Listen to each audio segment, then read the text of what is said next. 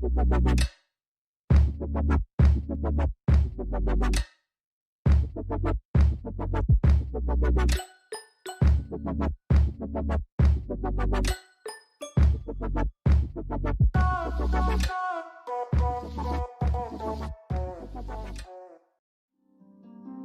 love, everybody.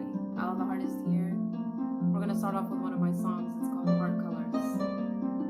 And then we're going to dive into our topic, fear of death. Enjoy. Relax.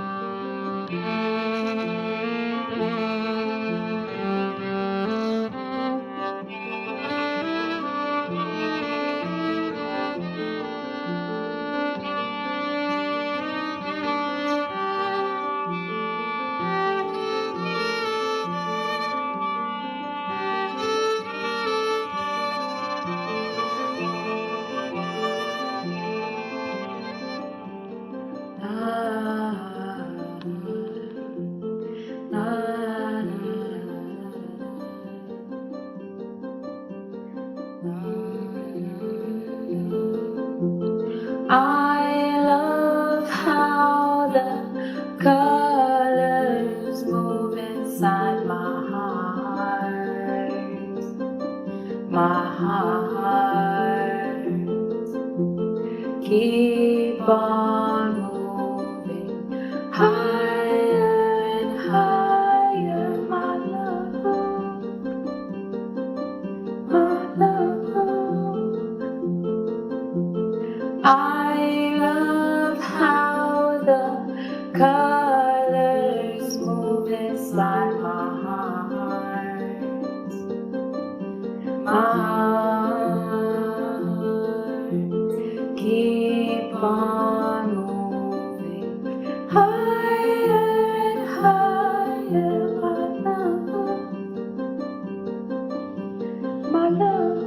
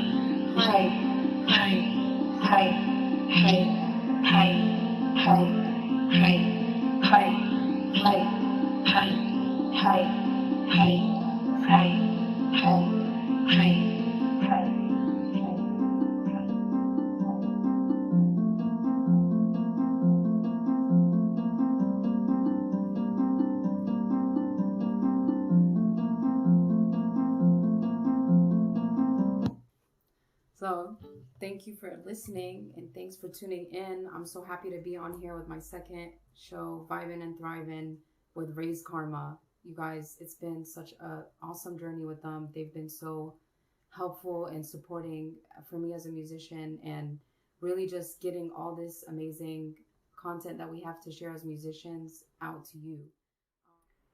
The topic I wanted to discuss today is the fear of death. And to be honest, this has been a really hard topic for me to discuss. And I will be completely honest, I am very in touch with what I feel when I think about a certain subject. Sometimes I can't collect my thoughts on the matter, but I definitely can explain my own experience and how I've experienced death, witnessing death. And it's one of those things that I'm being completely authentic. When I did experience it, it was hard. It was a close one, a loved one, family member. May Allah rest her soul. She was a cousin to me, and she was a beautiful soul. And I think the biggest thing that I remember is how present she was with me the day she had passed. We were all at a park, and we, as in my family and I, my cousins and my sisters, and we just had a really good time with her, and everybody remembered something so beautiful about her and her innocence. And so that's been my only experience of like witnessing the death of a close one. And I think when I do reminisce or remember death, I don't feel like tension in my heart. And I don't know if it's because it could be a fear that I'm like, my mind is suppressing it. It could be that maybe I have a different perspective on spiritually how I view death as not something that is negative, but something that reminds me of this mystery of the divine within us. If that mystery of the divine is endless, but yet it lives within us, it's like, well, what I can focus on is being present and witnessing the beauty of the divine from my experiences with people that I love, people that I care about. And that's really, like, for the most part, how I have really thought of or reflected on death. There are some people who have experienced it very often in their life, and I don't know what it feels like. And if it's hard, if you have a fear of it because you've seen it so much, then, I think there are plenty of people who have been through witnessing death, and they have gone to either loved ones and shared what they were feeling, or went to therapy, or mourned and let out their emotions. And what I find is that what gives me peace of mind when I think about death is I remember the good times of the people that I do know that have passed. I remember the good times that I had with them.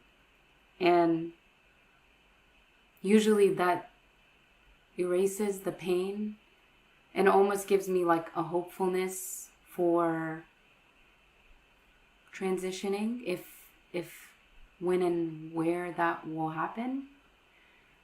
It's not in my hands ultimately, because according to many different faiths and understandings, some people actually believe that you can know when you will transition, but that's not for me to say how it should happen or when it should happen. But for me, in my own beliefs, is that the fact that I have no control over it, and I focus on the liveliness of the divine within me in my day-to-day, whether it's my music, my relationships with my family, my loved ones, I think that is nurturing a love for the divine, no matter what realm I'm in, if it's in the physical or if it's in the unseen, if I pass and my soul returns. Like, either way, they're both a connection to the divine. That's how I really have looked at it for most of my, life, where I started reflecting about religion, understanding what I really believe. And yeah, I think that this song that I'm about to play, it's by Claude Shalhoub. He is a violinist from Lebanon. He's very phenomenal. He's a composer. But this is the last song that I listened to with my loved one, my cousin. And the way she was present with me made me realize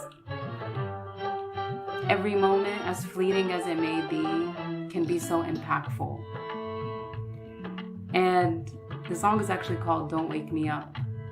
And it reminds me of this dream state of peacefulness, closeness to your original being, like your original way of being human. And I think in order to overcome, this is my own perspective, in order to overcome a fear of death is to live more. Because a lot of times we have fear about things that we don't know or never experienced. Things that we have like no idea what it would feel like. And that's why fear shows up. Fear shows up because it's the future and it's not really in our control. And it goes against our essence, which is to stay present with each other and to stay present with ourselves and really reap the most of the abundance that's constantly there for us, from God. So in my life, I guess maybe I've been privileged to that, to not experience so much, witnessing so much death. And for those who have, if you're listening to this and you have, I'm not aware of exactly what you're feeling, but I wish you ease and I wish you strength and tranquility if you have experienced recently death of a loved one. I think it also, the death itself, not the fear of it, reminds me of our fragility as human beings. That as strong and as knowing as we are about so many things that we do in our day-to-day, there's also so much we don't know. And there's so much we're not aware of, that the most merciful is constantly looking out for us in ways we can't see. He, she, God, the universe, whatever you want to call it, is the all-seeing and all-hearing. And living more and understanding that, I think, sheds away the fear of death for me. And some could say I'm being very optimistic, but that's my own experience. And like I said, I pray for anyone who has to go through a hardship of death, and really don't hesitate to reach out, because that's why we have each other. For those of us that are alive, for each other. What we can do is be present in that moment with someone and support them and give them love and give them care. because that's bringing us closer to our humanity. That's bringing us closer to our humanity. And I think living more and being present more allows us to connect more in our humanity, therefore with each other, and therefore with the divine. And maybe our transition won't be as hard or complicated or something that we can't grasp, but in a way that's trusting something outside of you, but inside of you at the same time. Trusting God, right? Because when you're saying God, you might think about it like, oh, God is outside of me, waiting to write down when I transition. But that's also the divine within you. And so I think death has also made me reflect about how I see the divine. And not only an entity or an awareness that is bigger than me, but also in here. And then it makes me realize that we're all really just these universes walking around. We have so many layers to us. We have so many perspectives and understandings and environments that we were raised in. And that all equals how we are with each other. It ends up when we do cross each other's paths. Do we light each other up in our day-to-day? Do we tell each other that we love each other? Because sometimes when you miss something, the feel of tension is the fact that it's not there anymore. But what you can grasp onto is that presence in the moments that you did share with the person. That's something you do have control over. That's something you do have the ability to grasp and feel and remind yourself of how each moment is so immense and it's so separate, and each one is different. Each moment is different, but it's all collectively the bigger picture of going back towards the divine. We came from the divine, we return to the divine. And our connection with each other, our love for each other, our support for each other, standing up for each other, justice, harmony, creating, building, supporting, all those things are like a support for you towards your transition, your death. The ancient Egyptians, I think the Book of Dead is badly translated into English, but I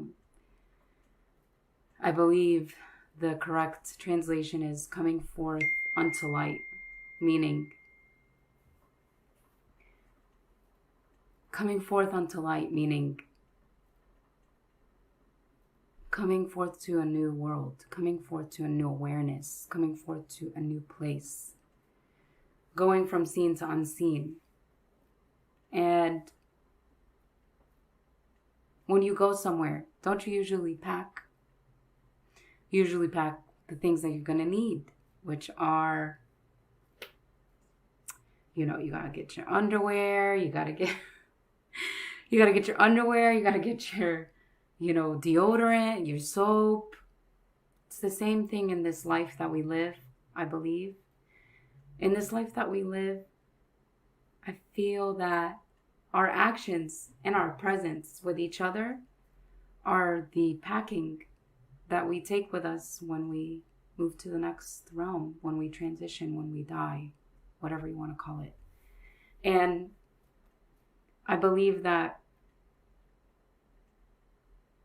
having a light heart is one of those things that you take on your journey. Because if you carry it with burden, it might slow your process down. It might make the transition a little bit difficult. It might be that it's not what you expected. And so death reminds me to be specific in my prayers. Death reminds me to be present with myself and understanding myself and expressing myself authentically to the one who is most near to me, God, closer to me than my jugular vein. And constantly thinking about how I can fulfill my purpose with music is something that I think about every day and I strive towards and I work towards. And that focus gives me a liveliness. That focus gives me awareness. That focus gives me a confidence and an eagerness to continue.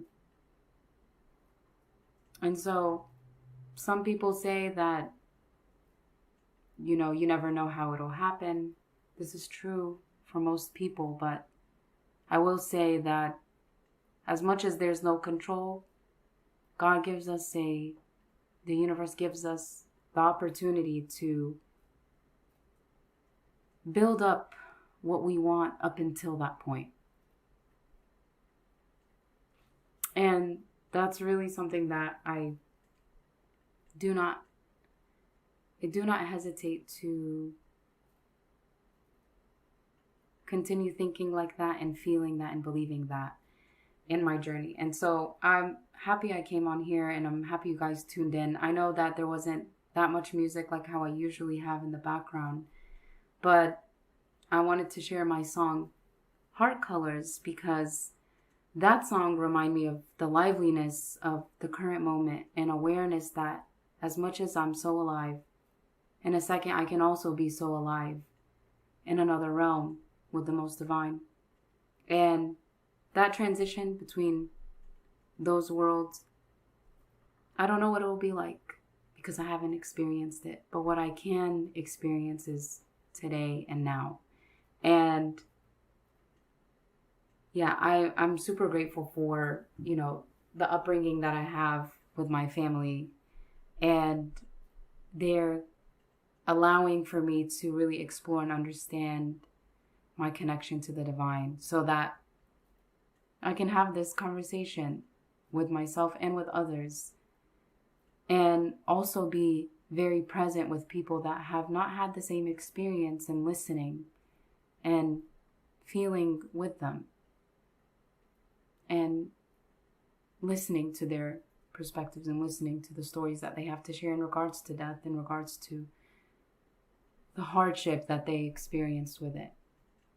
And I believe it's important to mourn, because if you don't give yourself that opportunity, you might carry that fear even more as you walk through your day. So mourning, but not forever, because that's not our nature. We want to thrive. We want to move forward. We want to grow. We want to build. We want to give birth. We want to create. And mourning for too long ends up depleting us. It helps us focus on the lack because you're mourning about something that's no longer there in your hands physically, but we are beyond the physical. We really are. If we look at the fact that someone told me, I think I watched it in a video. Someone said the fact that there was an idea about somebody flying off the ground, and the fact that there's planes now, the fact that there's like all these amazing things that we've created from the thought, the seen and the unseen, they were both very beautiful. And I think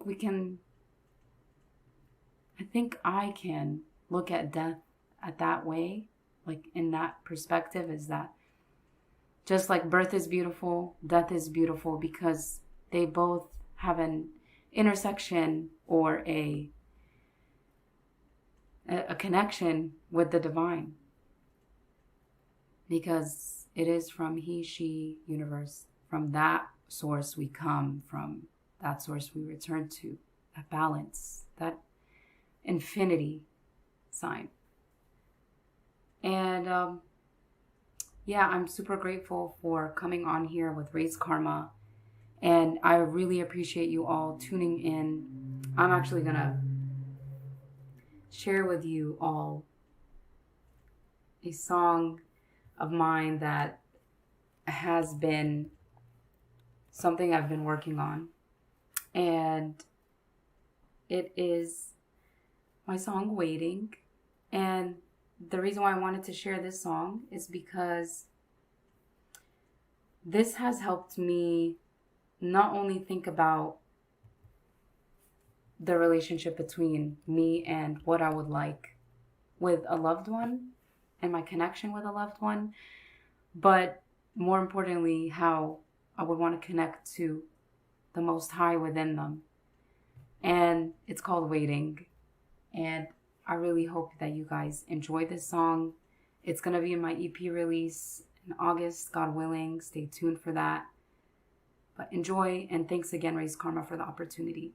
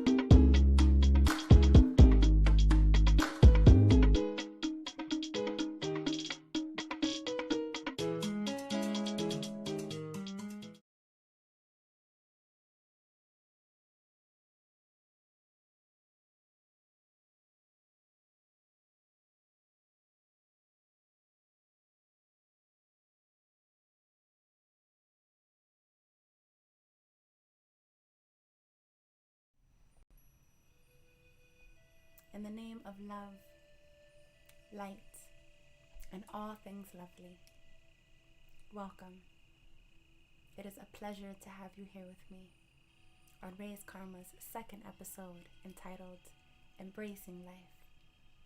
I am your host, Ahlaam and this is Spoonful of Honey, sifting through the spirits and skull. For those returning, welcome back. And you know what time it is. Last week's episode was entitled Establishing Positive Vibes. And what more positive is an angel entering your space? I heard angels like a good scent. And so to invite the angelic presence, I will be lighting some oud, and I welcome you to do the same. For those who asked last week, this is the Bahoor of choice. It's called Bahoor Adeni incense from Saudi. I copped this from the Somali Souk in Columbus, Ohio. And as you can see, it's almost empty. But because I am blessed and highly favored, I got just enough for the next 2 episodes. Alhamdulillah. And I cannot introduce myself without introducing my babies. So to the right, we have Mahalia. And to the left, we have Alejandro. And for those who were here last week, if you really paying attention, you'll see that behind me, we got a new baby. My mama named her. Her name is Sarafati. And for those who know, you know. I usually buy plants when something significant happens. And your sister had a birthday not too long ago. And I think that's pretty significant, if I do say so myself. Something about birthdays always reminds me of death. And that leads me to our subject on tonight's episode, where we will be speaking of fear of death as a disease of the heart. Now I know, I get it. Maybe some of you shivered when saying that out loud. It's not an easy subject to speak about, but it's one that's necessary to talk about. And it's normal, understandable, justifiable being afraid of death. In some ways, there's so many things to be afraid of. Afraid of the unknown, afraid of the ending of life as you know it, afraid of pain, suffering, illness, afraid of the way in which you'll die, things like suffocation, drowning, getting mauled by a wild animal. May God save us. Fear of leaving your loved ones behind. Fear of non-completion, not fulfilling your purpose before you go. So many fears. But death is the one thing that we know is true. I think often of how many divergent views we have in the world, how many different opinions there are, how vast the way we can see the world. But the one thing that really unifies us, and the one thing that we can't debate, the one thing that we can't argue, is that all of us, one day, will die. All of us, one day, will return. In the Holy Quran, you will read or hear time and time again God say, Inna lillahi wa inna ilayhi raji'un. Verily, we come from God, and to God is our return. So what do we do with this truth? The truth that all of us will die. You know, Mama Morrison once said, and may God rest her soul, Toni Morrison said, we die. That may be the meaning of life. So much of us are searching for purpose. So much of us are searching for meaning and forgetting, whether consciously or unconsciously, intentionally or unintentionally, forgetting the one thing that truly brings meaning to everything there is. Because we, with every birthday, with every minute, every moment, we're returning to the Lord, you know. There's one quote, and I got a lot of quotes for y'all tonight, so brace yourself. There's a quote from this book, The Value of Time, by Sheikh Abdul Ghudda, where he has collected a great deal of quotes.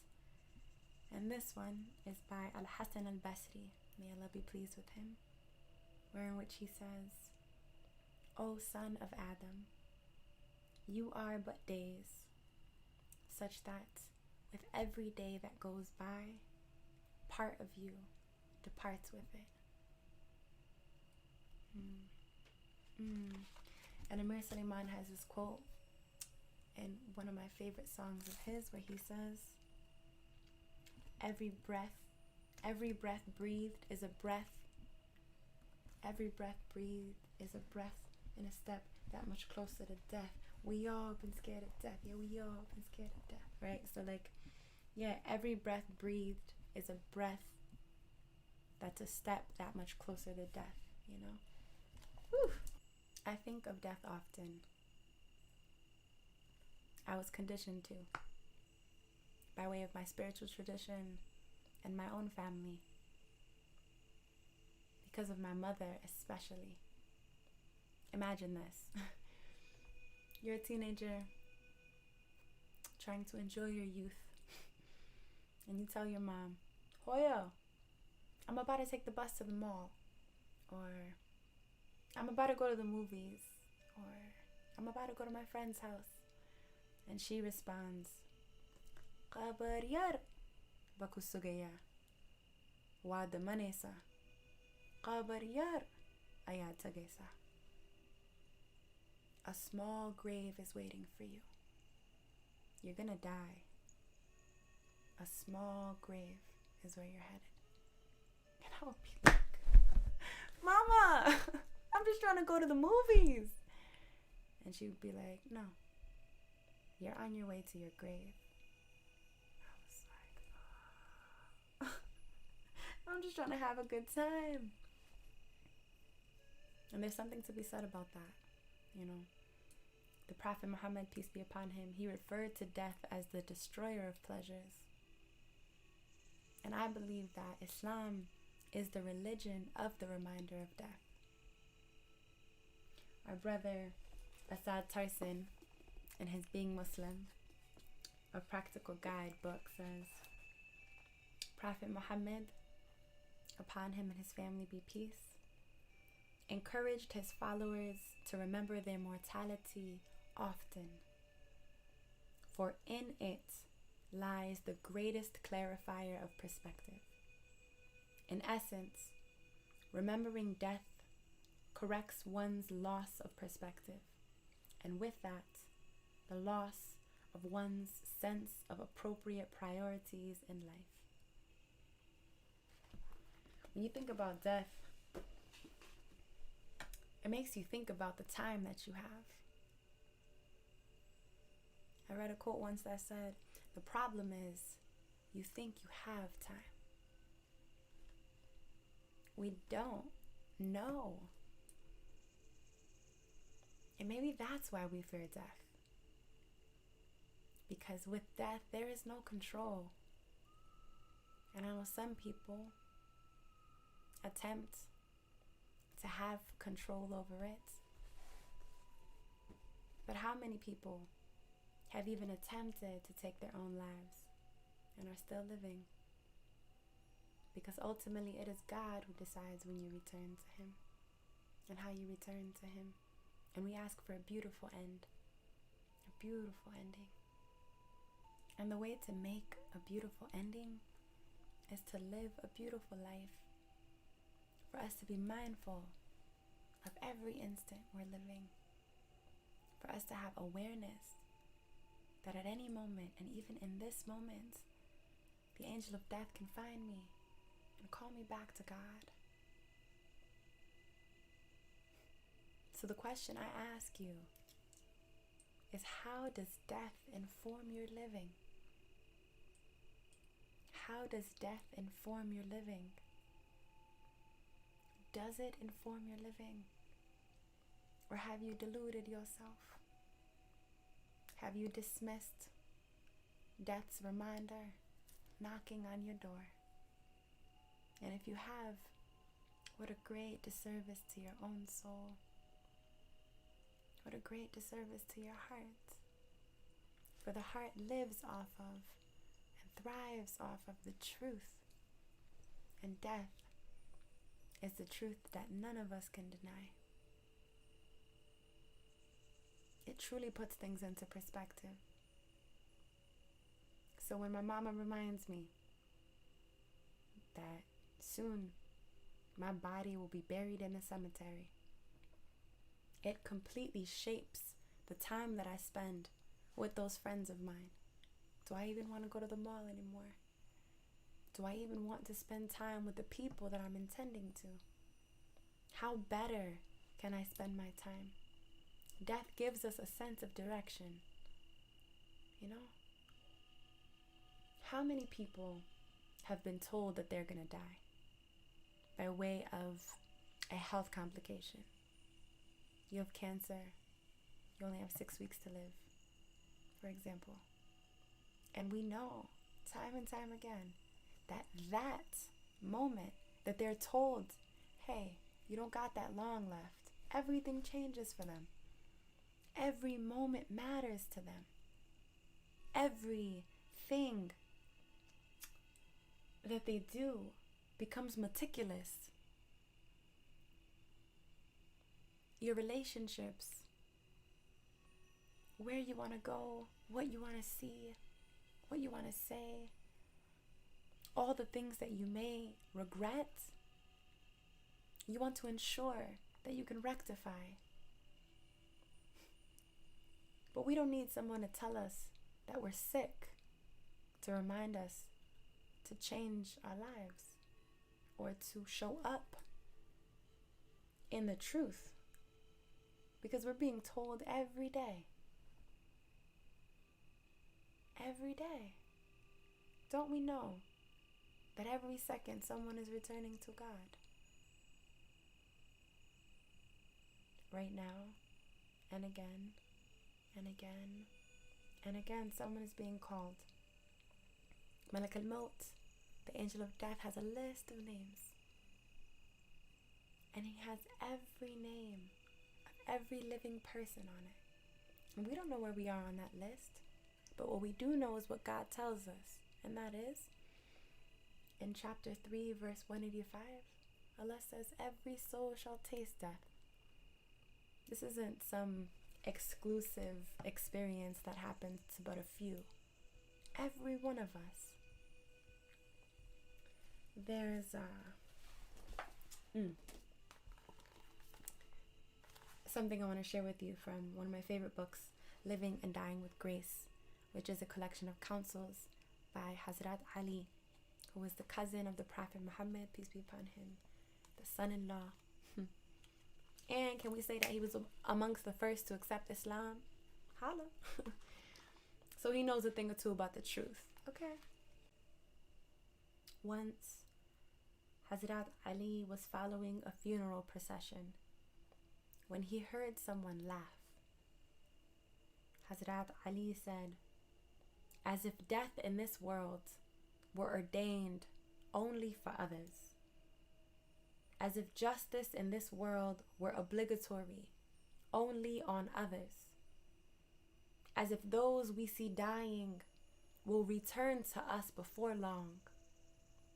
We put them in their graves and enjoy what they have left behind, as if we were going to be given immortality after them.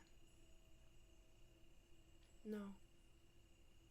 We will be given exactly what our foremothers and our forefathers were given. And that is death. And sometimes people complain about it or about this world.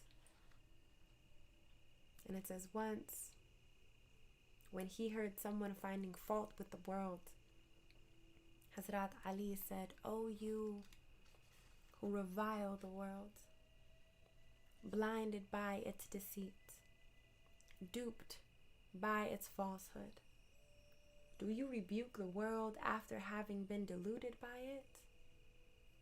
Are you accusing it, or is it accusing you? When did it seduce you? When did it beguile you?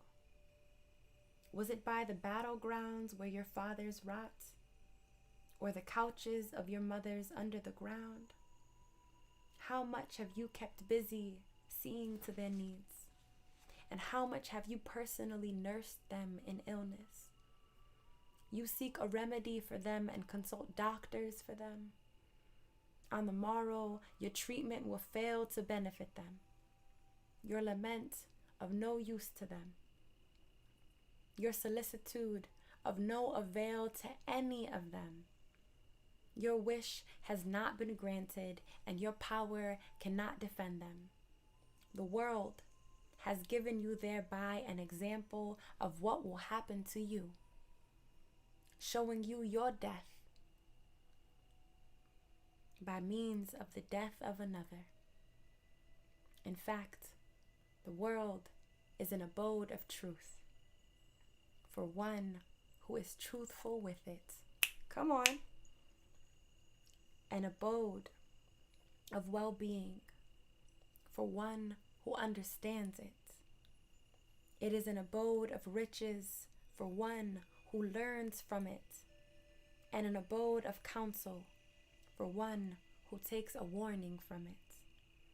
It is the house of worship for those who love God, the place of prayer of God's angels, the place of descent of God's inspiration, and the place of business of God's saints. Therein is mercy earned, and therein is paradise gained. So who reviles it when it has already announced its departure and declared it would leave? So who reviles it when it has already announced its departure and declared it would leave? It has announced its own death and that of its people. By its trials, it has given them an example of tribulation, and by its pleasures filled them with longing for pleasure. It started out with well-being and created misfortune, awakening desires and fears, causing alarm and alert.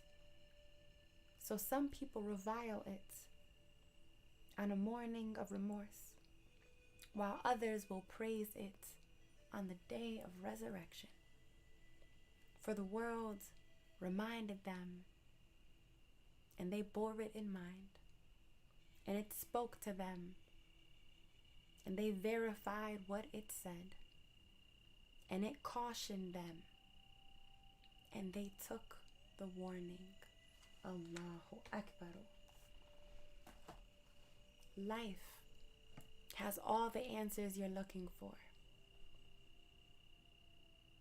How many of us take care of people who are ill, or witness people who are ill? And how many of us have prayed and prayed and prayed for recovery and swift healing, complete healing and transformation, and have seen people return to God in spite of our prayers to the Lord? That's what he's mentioning. People are going to go because it's their time to go. And there's nothing that anyone can do about it. But death is a reminder for the living. It's not something that should burden us. It's something that should build our confidence. It's something that should breathe into us conviction. Because we know, okay, I'm gonna die. Khalas, no debate. And because I know that to be true, I will then prepare for my death. I will prepare for the life after this one. I will prepare for the grave that is waiting for me. My mother told me, she said, people don't go to death. Death goes to you. You go to the grave. So if I know that that's what I'm walking towards, what am I doing to furnish my grave? To fill it with things that will illuminate me, with things that will surely bring me peace. The only things we're taking with us is our deeds. Khalas. Nothing else. Isn't it funny how we spend our whole lives trying to attain material things, trying to collect as many objects as possible, as many accolades as possible, as if those things will come with us. No, my love.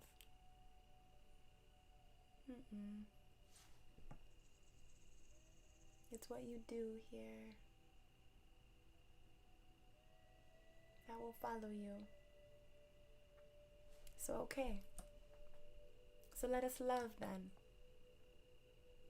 Let the reminder of death galvanize us to love in every way we can. Let us repent to our Lord, rectify our actions, renew our promise, renew our vows, our oaths. Let us stand as the Khalifas, as the custodians of the earth, as God intended us to. Let's do it right, y'all, because we know death is coming. And I don't know about you, but when I return to the Lord, I want him to say, Ahlaam, well done. You did your best with all that I gave you. And when you turned your face, you turned it back to me. And when you fell down, you got back up. And you did everything you could. Even when it was too hard for you to walk, you crawled towards me. And for that, well done. I want God to say well done to you, beloveds. Let us be amongst those who keep company with death, for death keeps company with us. But let's be intentional about it. And it's not to depress you, really. It's not. It's to enliven your spirit, such that you remember, if all I have is this evening, what will I do with this evening? If this is the last moment I will spend with my beloved, then how will I spend that time? What is the quality of the love that I will make with my beloved? If this is the last moment I will speak, will my words be sweet or bitter? If this is the last time I'll be able to walk, where will my feet lead me? This is what death should do. It should call you to your highest good, to your best self, so that you are ready when the angel of death comes to seize your soul. You are ready and you are in the best state, for you knew he would come and you prepared yourself for it. And the last quote that I found on the internet reads, "Life asked death, why do people love me but hate you? Death responded, because you are a beautiful lie, and I am a painful truth. And this painful truth drives people to doing terrible things to themselves, unhealthy things. People indulge in toxic coping mechanisms, be it overeating, oversleeping, excessive spending, drinking, smoking, sexing, promiscuous behavior, escapism, all in an effort to not have to deal with the reality of mortality. But it's important for us to reconstruct the narrative of death so that it doesn't have to bring you to anxiety, but for it to bring you to acceptance. Here are some ways that you can reclaim death and cultivate a healthy relationship with it. You can write your own obituary. Yeah. You can write your own will. And that can be an exercise of sitting with your death. You can walk through a cemetery. And if that's too terrifying to do alone, then take someone with you that you trust. And you both can sit and reflect amongst all of those that were once living as you are now. And you can ruminate on how you will one day be where they are. My mother often talks to me of her death, and I cry every time. She tells me that if she doesn't prepare me for her death, then she has failed me as a mother. So I encourage you all to do the same. Have conversations with those that you love, with those that love you, about your death and their death. Reflect on your legacy and what you intend to leave behind. For if you could determine how people would remember you, what would that look like? We do not have time to play with time, for death is near. Surely the one who embraces death is the one who lives life fully.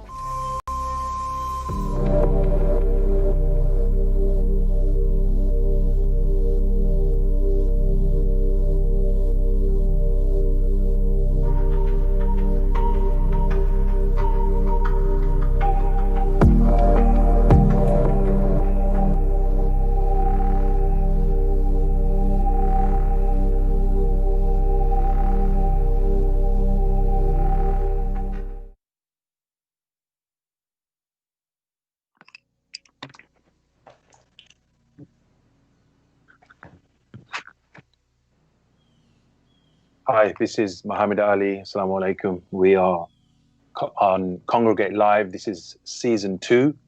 And our theme today is going to be public art fighting for space.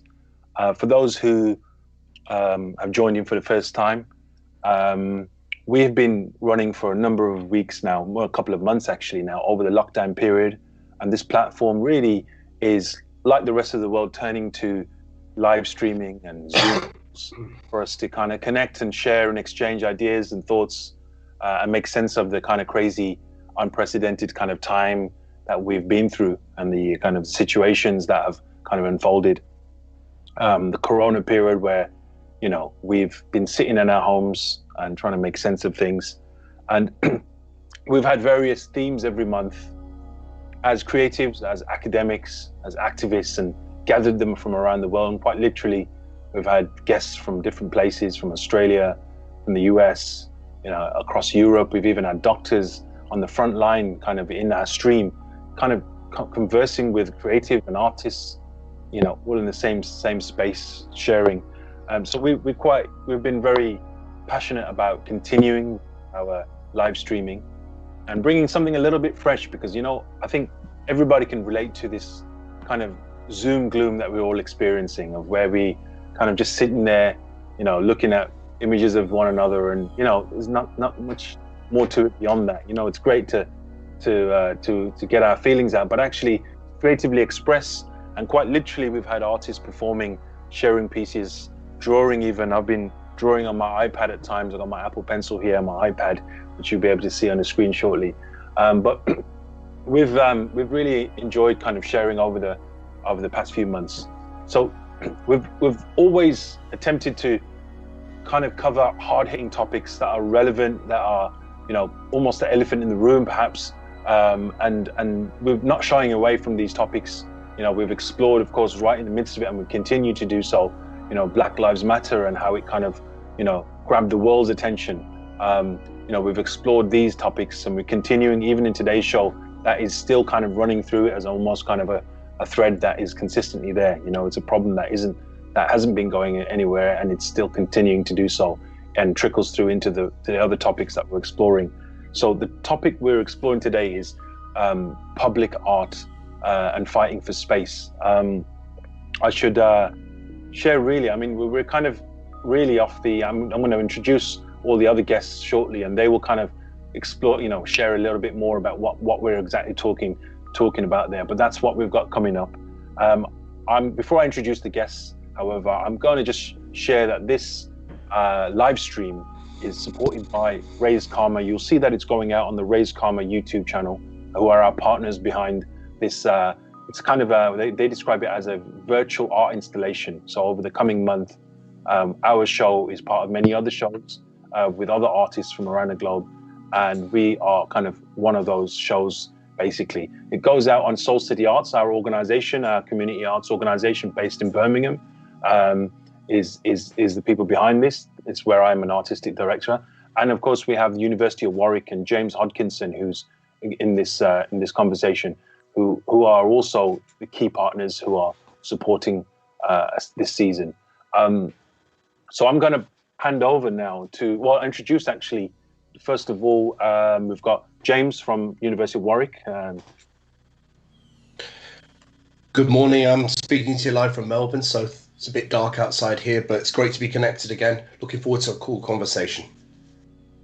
And then we have, I'm going to jump to Manpreet. No, I would jump to Azzah, but you know something, just to show you that we try and create a polished kind of environment for you with this immersive design and everything. But sometimes Azzah just stepped away from the camera just to show that we are humans here. We do make mistakes. So Azzah's back, yeah. I was talking to a blank wall for a minute, but he's back. Azzah Mohammed, all the way from Seattle, is a young artist that I've kind of been connected with for many years now. Azzah. How y'all doing? It's a pleasure to be here in this virtual space, this new reality. I'm an artist from Seattle, Washington, and you know, I've been working with Aersol for a while now, and he's somebody that mentored me and really looked out for me, you know. So I think it's good that we're having this discussion and just kind of like drawing the parallel between the States and the UK and different parts of the world on everything that's been going around, and how, you know what I'm saying, the situation and the ripple effect really you know, got around the globe, you know, with the movement. Fantastic. So we're going to come back to Azzah, and he's going to do some performance and respond to the conversation as well. He'll be listening in to the conversation. Just to add as well, we also have Cleveland Watkins usually on our show, but he's going to be back with us very soon in the coming shows. So we have kind of a rotation of different artists that are going to be coming through, and Ahlaam is this week's one of our guests, and of course, not forgetting someone who does a much better job at that kind of radio voice. You'll listen to his voice, yeah. Man, he's a radio DJ, so that's how he does it so well. So Manpreet, who's going to be manning the decks, kind of dropping in visuals and keeping it flowing. Manpreet. I hype a bit too much, bro. Because now I'm talking, they're gonna like, what the hell? His voice is just normal. You know what I mean? I can't put on a radio voice like, "Welcome to Congregate." We were just talking before the show went live that when we first started Congregate three-ish months ago, now being on episode 8 or 9, I'm losing track, but this window here was completely dark, right? And it just shows how long we've been in this kind of lockdown period. I feel like it's still confusing about what we can and can't do here in the UK. I don't know how other people are feeling. And I know, talking to Ahlaam, who's in Seattle, I'm not going to make any jokes about being sleepless or anything like that, because I'll save that for another time. But literally there is these parallels happening with COVID, with all these different big protests that are manifesting all around the world in terms of Black Lives Matter and some of the key topics and key things that we're focusing on.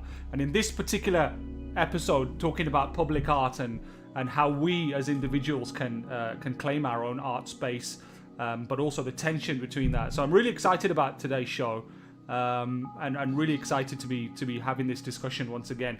Don't forget to drop your names in the comments. Tell us where you're listening from. Tell us where you're watching this live stream. We'd love to know which part of the world you are, so we know where our viewers are from. But also just to get a feel of this global family that we're creating, and that we're a part of through Raise Karma and through Congregate and Soul City Arts. So big shout out to you guys, and we'd love to hear from you. Fantastic. So we are gonna, before anything, we're just gonna get a little video recap, some kind of visuals that we like to play with. So it isn't just all us talking you to death, but actually creating some visual experience. And what I like to describe as kind of an immersive kind of live stream, so that you've got sounds and visuals that kind of tell the story really, that we're, or what we're exploring. So over to you, Manpreet, if you could share something that we just cooked up a little earlier.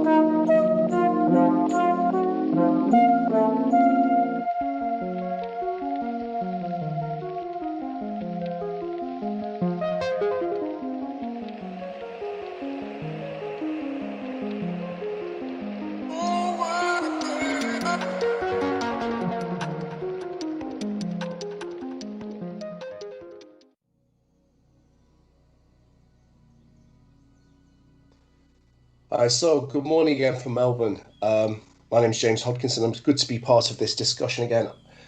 I'm going to throw in a few questions there. Being an academic, I tend to bring a bit of a historical perspective to some of these debates. Now, when we talk about public art, what do we actually mean?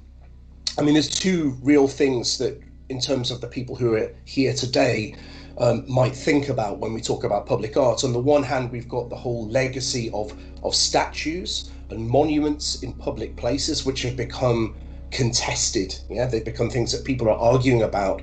But on the other hand, we've got the whole practice of urban art, and we've got two arguably urban artists in the room. Azzah and Muhamad are both people who would kind of identify with being involved in what would be broadly called hip-hop culture, which is kind of all about reclaiming urban spaces, taking back over the city, giving people a voice and a space to express themselves visually and through language and through music.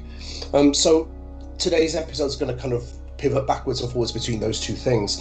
But I'd like to start by taking a more historical perspective, so we get a sense of that this debate is not just something that's been happening in the last few weeks, but it's been going for several years, and actually it goes back to a history that goes back for centuries. We saw there in that video, didn't we, some recent topplings of statues. Now, think about what that actually means to you. When you think about statues being toppled, iconic moments in your lifetime. I remember seeing, around the time of the invasion of Iraq, I remember seeing a massive statue of Saddam Hussein being toppled in Iraq shortly after the Iraqi capital fell. And I remember seeing a lot of Saddam Hussein's enemies, actually Iraqi enemies, taking their shoes off and beating the statue with the soles of their shoes, which in the Arabic context, Azzah will, I think, back me up on it, it's actually an insult to show, traditional Arabic culture, to show the sole of your feet. And so they're beating a statue with their shoes as a sign of disrespect to this person who they felt had oppressed them. Now, a lot of people, particularly in the West, of course, at this point, in the US and the UK, in these kind of countries, were cheering at this point the toppling of this statue, which marked and went along with the toppling of that particular regime. But my question today is, what happens when this happens again, when it happens closer to home, right? Let's take a couple of years ago in Virginia, right? You had the statue of Robert E. Lee, General Robert E. Lee, who's a kind of, I suppose, a kind of folk hero for a lot of people in the southern states of the United States, a leading Confederate general during the period of the American Civil War, but also seen as a man who very much had the blood of slavery on his hands. Right? And so this Black Lives Matter movement's been going for quite some time now. It's not just something that's exploded because of what happened to George Floyd. It's something, this argument about which monuments or which statues belong in our marketplaces, in our town squares, that's been going for quite some time. And Robert E. Lee's statue was removed in 2017 in Virginia. So you already have a debate that's going on between activists, communities, between the civil authorities in many cities. And there's already a process underway of reviewing what should go where. Yeah? And this opens out the broader question, I suppose, as who controls these public spaces? Who gets to decide? Who has a voice in deciding what goes where? A lot of people in Virginia, or the southern states of America, white people from particular communities, saw this as an affront to their identity and their culture, that this statue should be removed. But many Black Americans, many African Americans would have seen that statue day by day by day, knowing full well who he was. And that was a daily affront to their identity, to their history, to who they were, rubbing literally salt into the wounds. We saw in that video footage as well that Manpreet screened for us a moment ago, a statue of this man Edward Colston, right, in Bristol in the UK, whose statue was toppled at the heart of recent protests and thrown into, I think, the harbour. And since it's been rescued, and there's debate about what should happen to that. Should it just be completely demolished and got rid of, or should it now be put in a museum so that it's in a different context, so people can still see it, but they know him for what he is and he's no longer being celebrated? I think it's fair to say a lot of people did not know the name of Colston up until a couple of weeks ago, but certainly people in Bristol will have done, and that statue became a real focus. And finally, I mean, let's draw on another example actually before we go any further. To get really to the heart of the British establishment, there's another figure, right? This is a figure who appears on banknotes. This is a figure who is very much associated with the Britain in the Second World War and the fight against Nazism, right? This is Winston Churchill, right? So Winston Churchill, seen as one of the greatest Britons of all time. Statues of Churchill have come under fire as well. They've come under debate. They've been defaced. They've been graffitied. They've been the subject of debate about whether or not they should be removed. Not only police, but also people have turned out to protect those statues against what they see as a threat. So I'm going to ask Manpreet now to roll another video, which we're going to use and take the discussion a bit further. This whole issue of statues and memorials has become a very sort of emotive subject. Do you personally think that the statue of Churchill should come down? Is it right to be there? Was he racist? This whole issue around the focus on statues, I think it's detracting from the main issue of what everyone has been on the streets, on social media, writing to me and other MPs about over the last 2.5 weeks.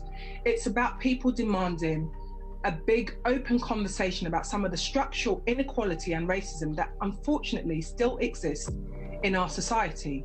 Just to come back to that specific question, do you think Churchill was a racist? This isn't about whether Churchill was a racist or not. This is about, I want to see our national curriculum reflecting the historical things that happened in Britain. So that discussion, coupled in with the role that Churchill played during the war, you know, he's rightly held as a national hero, as a treasure because of his status in the war. But I want us to talk about other histories, the real British history. And as a national hero, you'd be happy for that statue to stay? I don't think this is about the statue. I'd want to see more statues going up. I think it's quite a shame that we don't have statues of more prominent Black Britons in the UK. So I beamed with pride when I saw the statue of Mary Seacole going up outside St Thomas's Hospital. We need to see more statues of Black Britons who've contributed so much to our country going up.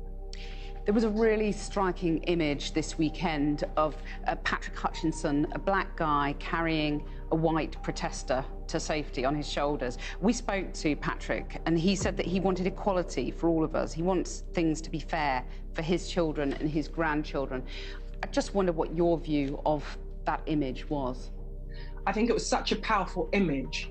And I think it goes to show that this issue is not just a Black issue. We need our white allies. We need everybody talking about this issue. Everyone saw what happened to George Floyd. People were moved. People who'd never been out on marches before were moved. So it's about using that energy, using that frustration to make sure that in weeks to come, we don't forget the hashtags, we don't forget the marches, we don't forget the people who've been out on the streets, but we actually see concrete proposals coming forward from our government on how they're going to address this.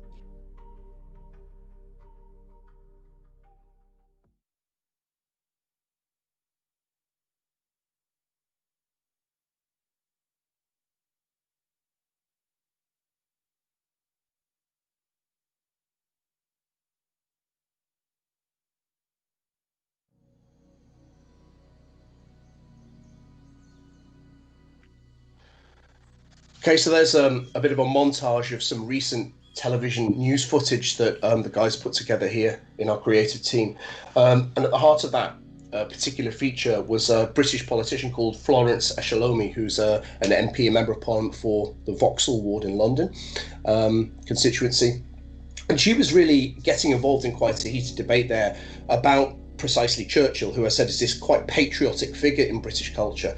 But, you know, there's this, at the moment, there's this tendency for people to effectively, if they can't topple a statue, to go round and underneath the name plaque of the statue to add with a spray can, was a racist.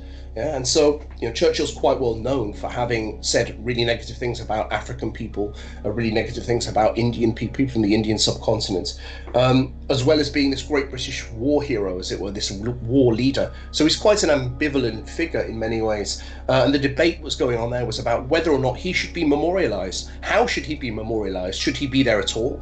If he is there, should he be there with a caveat, with another sign that says, and he also did these things as well, and he held these views? Should he be in a museum?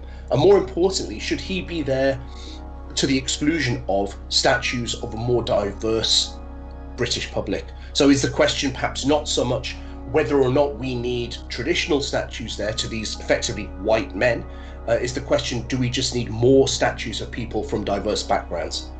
So there's a lot of questions there. I'm still going to see if I can stop blathering now and actually draw in some opinions from the people we've got in the room. I'm going to throw a line out firstly to Azzah, right? Azzah's a hip-hop artist who's based over in Seattle on the far, from our point of view, the distant west coast of America. But you've been, maybe Azzah, you can tell us firstly a bit about yourself as an artist, and then how you've been feeling firstly about the protests, and what your take is a little bit on what's been going on with these kind of public spaces and what you've seen happening where you live. Yeah, I mean, so I've been to a couple of protests myself, and I've seen with my own eyes like police cars getting burned and tear gas being thrown, people on the floor, pouring milk in their eyes, window shattering, and everything pretty much the media is showing, right? But unfortunately, like when you look at like the headlines and with the way the media is really portraying everything that's going on, it's the aspects of the way they want the people to be portrayed, you know. And when majority of the protests that's happening are peaceful protests, you know what I'm saying? And unfortunately, you know, it's reflected on, like, let's just say, like the looting and a lot of things that's been going on is reflecting on the Black Lives Matter movement and black people, when in reality, like I've seen with my own eyes, a lot of people that's doing the damage is white folks, you know. But the way the media is portraying it is as if it's black folks, you know what I'm saying? Because the movement is about Black Lives Matter, you know what I mean? So as we speak right now, there's a protest happening, a peaceful protest happening for one of my young brothers who was murdered by the police a few years ago. You know, his name was Eugene Nelson, a young black Muslim who was unarmed, and he was shot in the back. And this is the reality. Like, people are frustrated, you know what I'm saying? And this is something that it's not new. It's been going on for so many years, let alone so many years, so many generations. And you know, the only reason that now everything is really going wildfire is because things are being documented right now, you know, and we're seeing it with our own eyes, and that's what's really, you know, bringing it to people's attention, right? So in regards to the protest and everything that's been going on, it's a response to the many generations of injustice that's been you know, taking place in our communities, you know. So you know, it's like, in reality, it's like, is people really gonna tailor their focus to the protest and everything that's happening from the protest, or the root cause of what caused the protest to begin with? You know what I'm saying?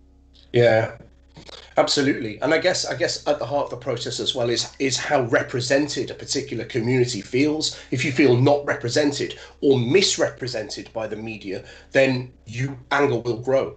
I guess one of the things that the public art, whether it's hip hop, graffiti, or a statue or a memorial, can do is it can give a sense of representation to a community, right? They see themselves represented finally in a particular memorial or in a mural on a wall, what have you, and there's a sense of ownership and representation that comes from that. Am I right in thinking that we were talking earlier about this kind of thing that's happened in Seattle with regards to the public actually taking over a space recently? Could you tell us a little bit, because we've probably not heard of that in all the news that's going around? Take us through what's happened, maybe. It's funny because people from all around the world that I know, like just from my travels with, sorry, you know, my phone is ringing right now. Hold up. Yeah, there's a downside to virtual events. Let me just. Hello, Dad. I'm just on a live show called Congregate, and I should go and answer that. Yeah. I answered it for you. Carry on. I answered it for you. I just hung up. I don't know. Yeah, they keep on calling. I'm trying to, I guess there's a downside to virtual events, so we can't really control it. But so, like I was saying, just from my travels, you know, I've been around the world with my art.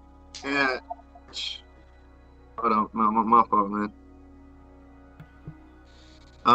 Yeah, sorry about that. But hopefully they don't call again. If they call again, my apologies. Please be patient.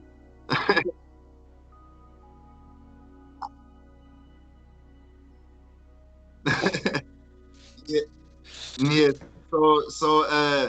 So pretty much with my travels, you know, I met a lot of people around the world, and they've been messaging me, and they've been asking me, yo, I hope everything is going good in Seattle. It looks like it's going crazy. And I've watched. I don't like watching the news, but I watched some videos, and I'm like, yo, they're making it look like it's like what's that called? What's that movie called? What's that movie called? You know that movie where 24 hours there's no laws. Oh, The Purge. Everybody just goes crazy. Purge, yeah, they're making it look like The Purge. You know, people walking with AK-47s and what's that called? You know, people wilding. Yeah, I'm gonna just answer this real quick, just so I could make sure they don't call again. Yeah. Go in the other room, bro. Manpreet, maybe you could throw in some of the footage, Manpreet, of what's happening in Seattle. There. You were seeing overlaid in this in the conversation from Issam is some of the images. They're on the screen. And the images are basically illustrating how the people in Seattle have kind of used their own initiative, but also used their own kind of approaches of taking over public spaces, right? And one image that you see pop up, I'm going to throw it back up on the screen in a second, is a big fist that was put outside of the police station, right, Azzah? You're good, yeah? You're back.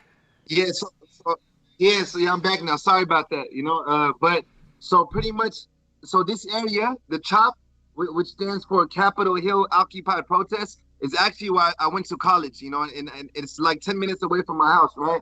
So they took over this whole area. They took over the precinct, the police station, and, they crossed out police, Seattle Police Department. They crossed out the word police and put people, Seattle People Department. And, you got tents, people camping out. You got a truck that's offering medical services, free food that's being offered 24 hours a day. So I could go there with no money in my pocket and get taken care of, right? So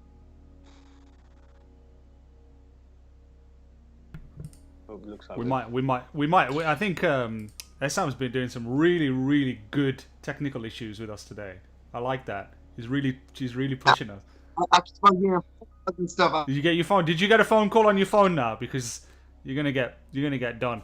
I think should we move on, James? I think in terms of yeah, in sure. terms of, I mean, what really interested me there about what Azzah was saying was that hearing that the word police had been kind of sprayed out, or that you were saying it's as though that the public space had been taken over again. If you think about it, one of the things that's really interesting is the power of art and what it actually implies. If you think about it, there's this movement that's happening, ground roots movement that's happening, and people are actually seeking to suggest different ways of organizing society. We heard about Minneapolis, following what happened with George Floyd. We heard about the Minneapolis situation, that there's talk now of completely disbanding and restructuring the police department there. And in a way, what that implies, that urban art, is somebody literally deleting, spraying through the word police and saying, we now own this space. Just trying to completely flip around the power relations in that public space. And in a way, that's what a lot of people are actually pushing for. So I guess that makes a lot of people feel very uncomfortable. It feels like, we said, rather like that film, The Purge, it feels like being on the edge of anarchy in a way.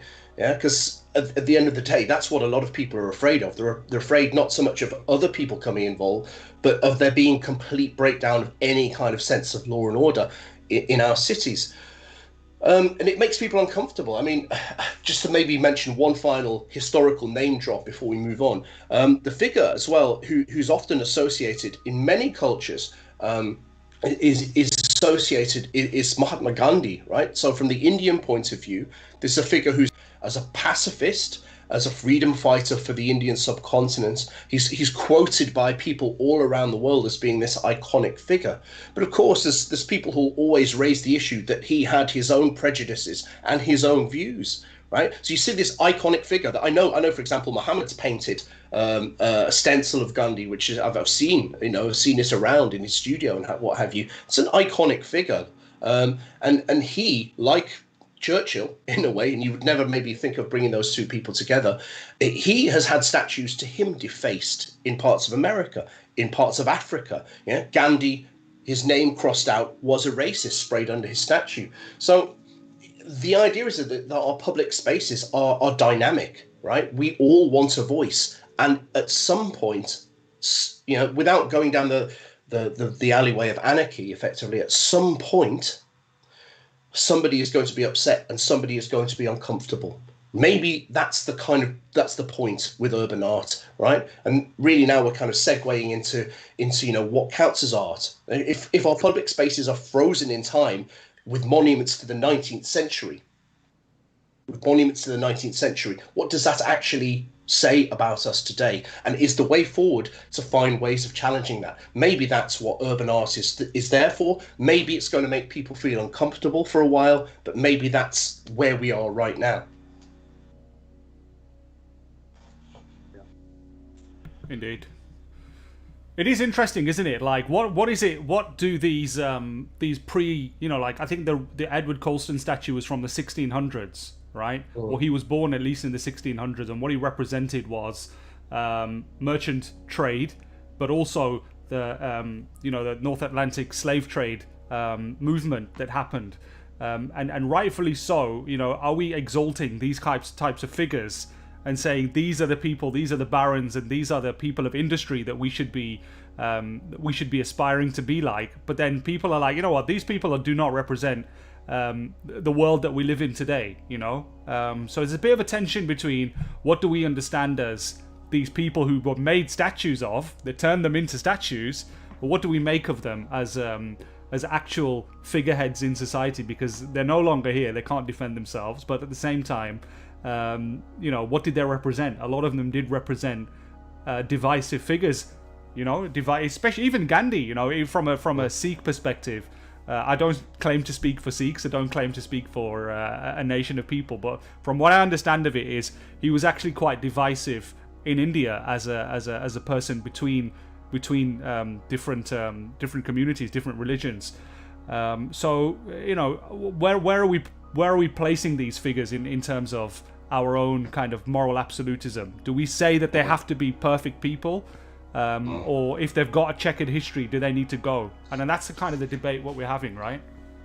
Absolutely. And I mean, I think from my point of view, I certainly from an academic perspective, I don't have a clear-cut answer for that. I don't have an answer today that says this statue should go or it should be moved into a museum where it can be explained what the checkered history was of this individual. I don't have an answer which says someone should have the right to come and take a spray can to a statue, or someone chop its head off or topple it. I'm not saying that should or shouldn't happen. I'm just saying that, one of the things that has happened is that our public spaces have become more fluid again, that there's a period of renegotiation going on where we're actually saying who is in control, and maybe at some point order or stability or settles down slightly. I know a lot of people don't want things to settle down until genuine change has happened, but maybe at that point, the point is we go through this period of chaos, of fluidity, and that our public spaces will look different afterwards. They will reflect more. Maybe this is the only way that change happens, that we go through this discomfort. Just on that point about you mentioned about museums and the conversations that occur about, how we should perceive these statues. I'll give you a kind of a practical example. I sit strategically. I know this will sound bizarre, as a street artist, as a graffiti artist that paints walls at night. I also sit on a number of boards and steering groups, and one of those is I'm a trustee of my city museum, Birmingham Museum and Art Gallery. And what's really interesting is having a conversation. I won't reveal too much of what was discussed, but I can tell you what, there are conversations happening on that strategic level that I'm able to contribute to talk about how do museums, and I know many people in the museum sector are discussing this, but certainly myself, of someone who is on a trustee in a strategic position, can bring to the table this discourse so that museums can reflect on what do we need to do? How do we respond? How do we adapt?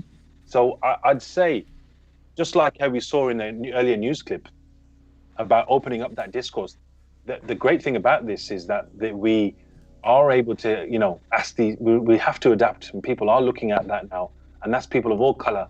And people can, the way I see it is, myself being someone who's from a minority background in the UK, and my city museum, if I'm not in such places, and how do we encourage those kind of conversations?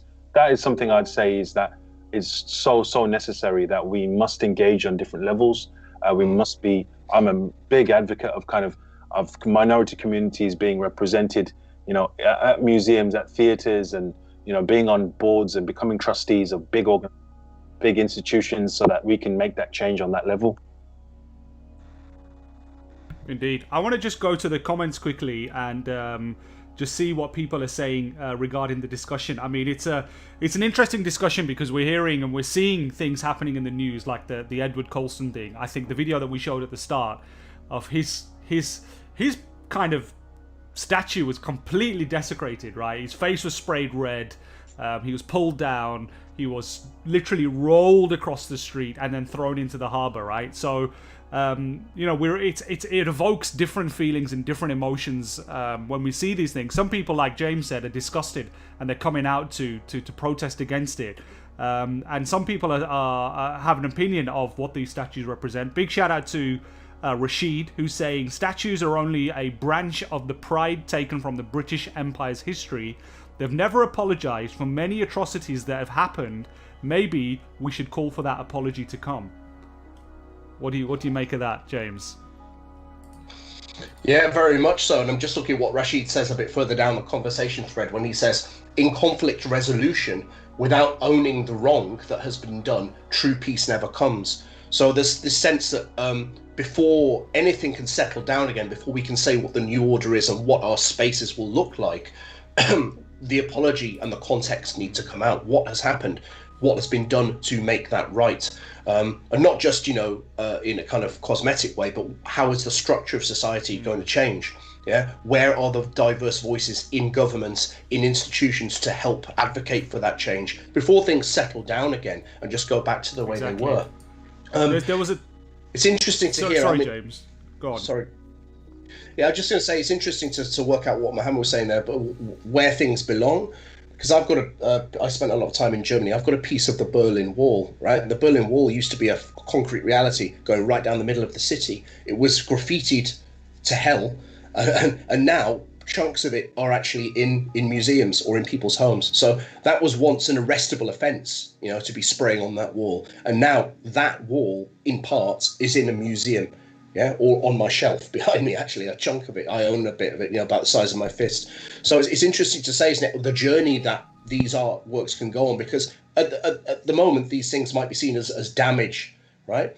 As a kind of violation of a public space. But that violation becomes a statement which one day ends up in a museum and tells its own story. So maybe that's what's going to happen. Maybe one day Colston's statue won't be restored, but maybe it will be there defaced, and that's the story it tells.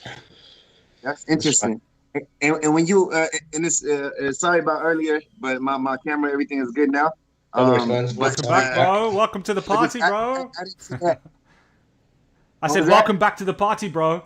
I know you had your dad on the phone. Yeah, man. No, but just adding to that point, it's like when you look at even like with the art form of like hip hop, when you look at how it started, like in the Bronx and the East Coast, it started out as an art form, like really standing out and speaking up against the oppression that was happening in Black and brown communities, you know what I mean? Through graffiti, through creative expression, through rap, MCing, So when you look at like these different things, like a lot of what we're seeing right now, and a lot of what people may be seeing as vandalism is exactly what they were saying about hip hop, back in the day. And now hip hop is one of the most influential cultures in the world. You know what I mean? Every corner of the globe you go to, you're gonna see hip hop culture.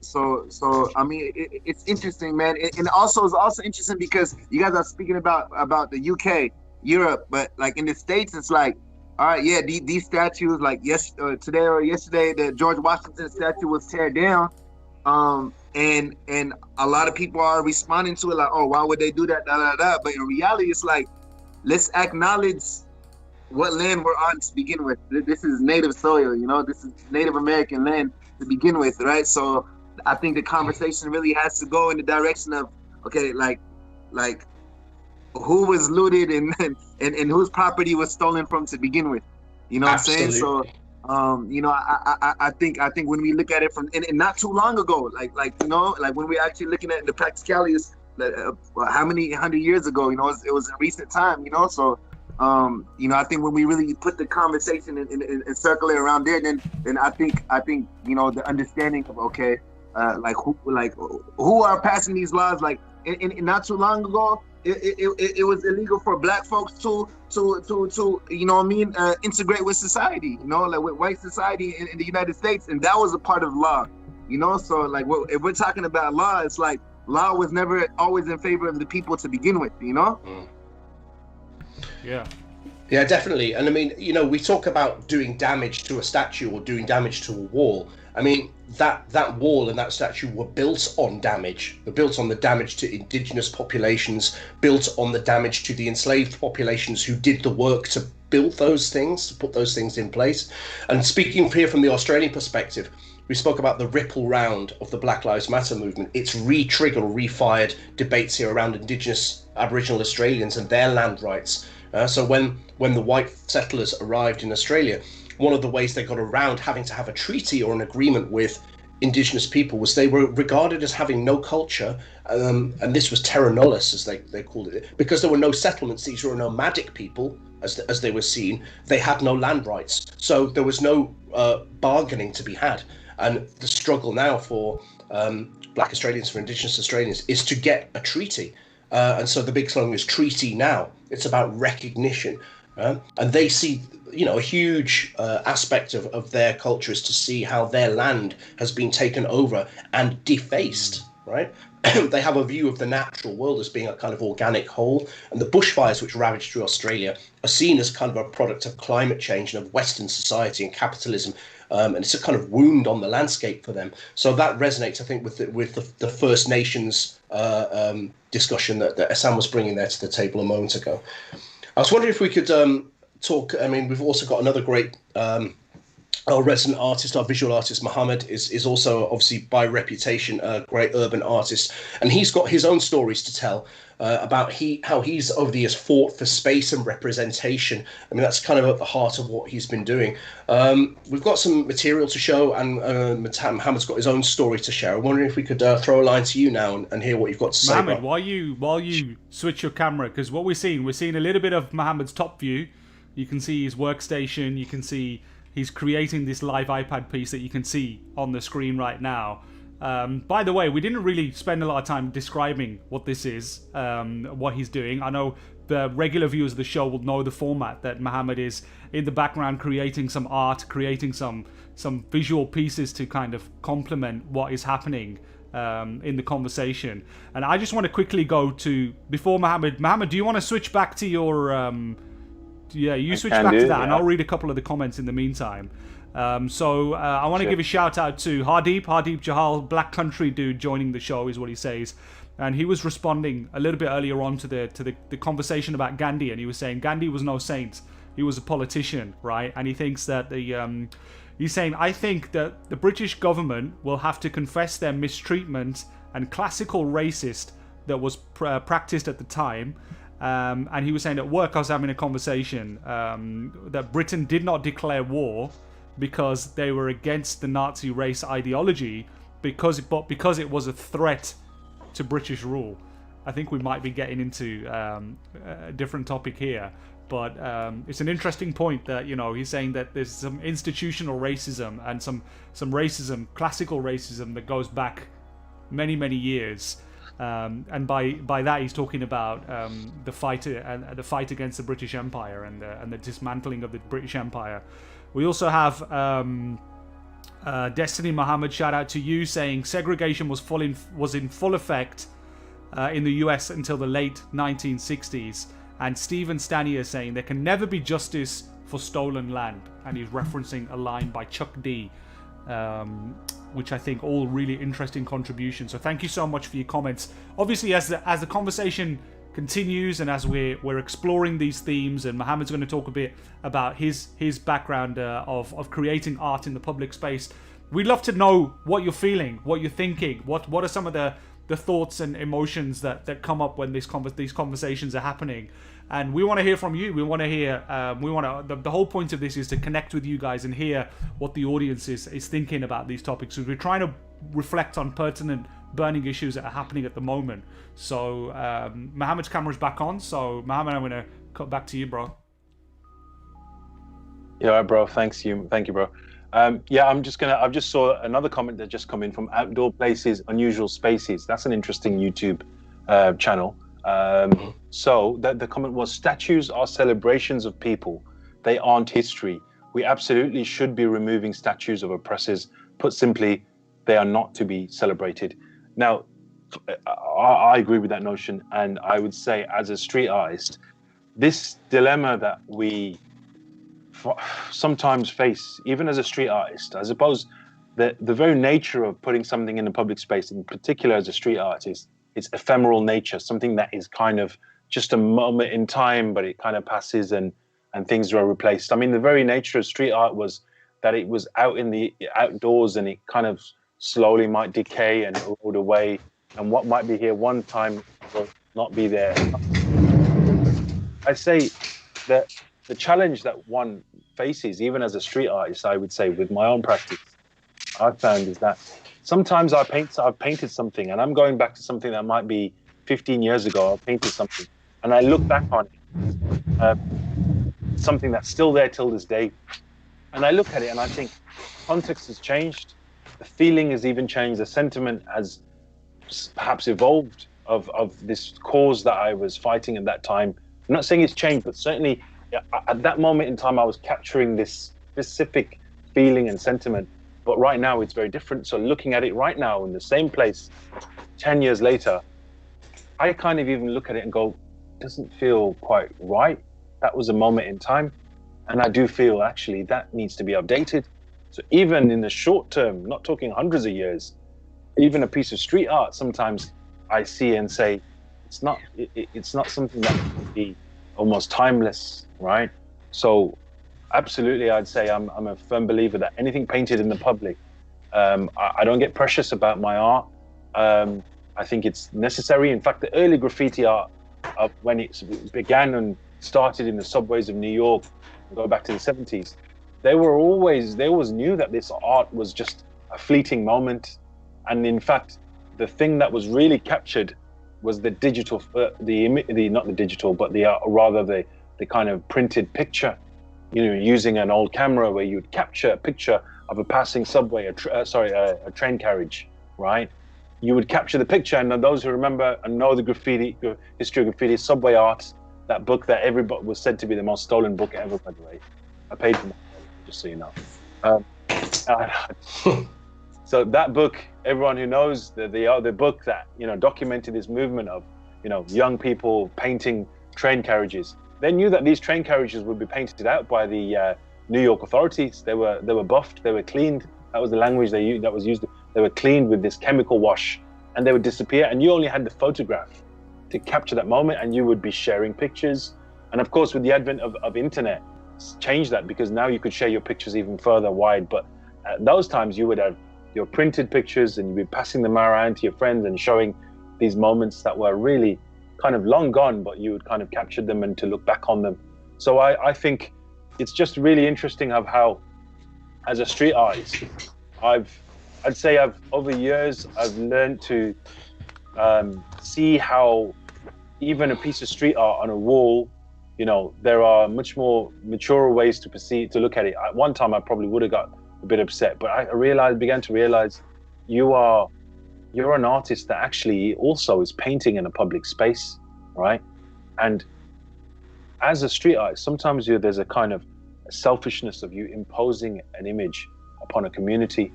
And I'm going to share with you an example of a big turning point for me, a story, an incident that happened that changed everything for me, right? And some street artists might not be able to identify with what I'm saying, because I get it. Sometimes a street artist just paints what they want to paint, and they will put it on a wall and say, that's my vision. That's what I'm feeling right now. I'm now in a point where I felt like doing that was almost disrespectful to the people, right? When I'm painting in people's neighborhoods. So I tell you what happened. It was about 10 years ago when I was painting something in the city of Birmingham, and it was not long after when Israel was bombing Gaza, bombing the crap out of Gaza, and I had painted all these murals across my city in support of the plight of the Palestinians.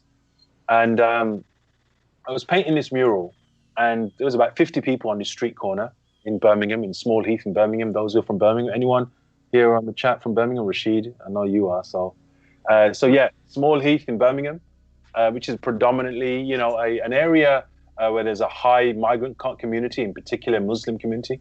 And I knew there was massive support for these murals I was painting. And to be honest, in general, a lot of the murals I was painting, they were popping up in these neighborhoods, and people were like, they loved what I did. And I got a great buzz from that. There's no denying that. I love the fact that I could use my art as a way to celebrate minority communities, people who perhaps didn't have a voice, could celebrate these murals. Now, there's about 50 people on the street corner, because that's what happened. You painted a wall, before you know it, there's a big crowd behind you, right? There was media as well, BBC Newsnight. Those in the UK, it was Jeremy Paxman's BBC Newsnight show, right? They were there filming this mural. So it was a great buzz, like, wow, this is getting like prime time BBC coverage, you know. And then suddenly a car pulled up alongside me and a guy shouted from the car. And he said, while I'm on the top of the ladder, he said to me from the car, yo, bro, what do you think you're doing, right? And I said, I was a bit puzzled, bemused. I shouted back to the guy. He was very, you know, quite hostile. And I said to him, I'm painting a mural. What do you think? And his response was something I'll never forget. He said, what do you think this is, the Bronx? And I remember those words. I thought, here was somebody. It was all these people in this corner, all, you know, wanting this piece of art. And here was one individual who was from the local area who said, I don't want this here. And then this idea that I was, from what he said, I interpret that as you're ghettoizing this area by adding your street art. And as no matter how colorful it was, how artistic and aesthetically, you know, vibrant it was, he didn't want that there. And that made me, I stopped painting for a long time after that. Because I felt that here was someone, I go back to my neighborhood. I don't live in that neighborhood, but I felt like I was imposing this piece of art on him. And I felt like, you know, it's his neighborhood. He sees this every day, not me. And I felt like my process of engaging people, of at least taking time out to just listen and immerse myself in people, rather than what often happens, you parachute into a neighborhood and you leave again, right? And I became very, very disillusioned with my process as an artist, of at the very least not respecting the people that I'm painting for, not giving them the time. And it changed my entire approach. And I started to think about message. What do people want to see in a neighborhood? And I'm not suggesting we paint by numbers and we paint by committee, right? And we put it to the people to decide what I should paint or what we should paint, but at least involve them and respect them and listen to their stories so that you can help empower them and go on a journey with them. It's similar to just your general participation, right? If you want to build compliance, or you want people to respect policies or laws, then you can't drop policies and laws on people either, right? You have to go through a democratic process to a certain extent and get their feedback, get their buy-in, and understand what their needs are. So it's not only responsive, but it's also come from the people as well. So have you found, Muhammad, that when you've done that process later on, and I know you've painted in communities all across the world, from Johannesburg to Melbourne to you know, to places in America and different places in Africa and whatnot, have you found that when you've connected with people and asked them their story and reflected their story, that they protect this piece of art that's created on the wall or in a community a lot more, right? They're more receptive to it because it represents them, right?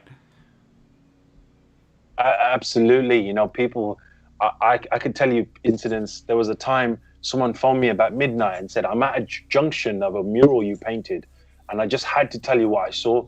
And he tells me that he saw an elderly lady who was walking past my mural. And as she walked past it, she was like stroking the wall with the palm of her hand. And she wasn't even looking at the wall. It was like just something that instinctively she did. And then as she left the mural, she let go. He said, I couldn't believe it, the connection she had with a set of bricks, a bit of concrete, right? And so definitely I'd say that kind of resonance that it creates, the protection, you're quite right, absolutely. There are people who guard these murals now. And you know, the funny thing is, I look at certain pieces of art I painted 10, 15 years ago.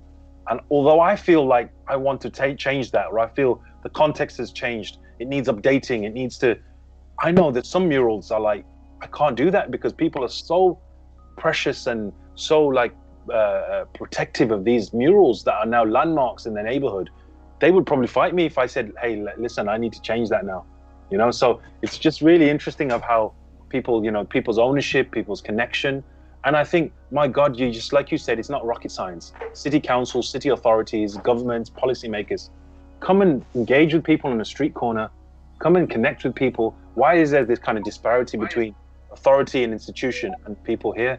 And I always say to policymakers and the strategic places that I sit on, they say, come into these neighborhoods, come and stand with me on a corner, and you'll see what a graffiti art mural, what difference it makes.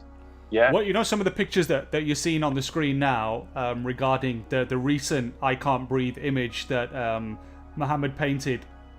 The story of that, it's a real weird story and an interesting story as well, is that first it got completely whitewashed come by the city council, and now it's protected by this frame, which is a really kind of weird framing of the way they've done it. It's not that nice. But do you want to talk about that and how that happened?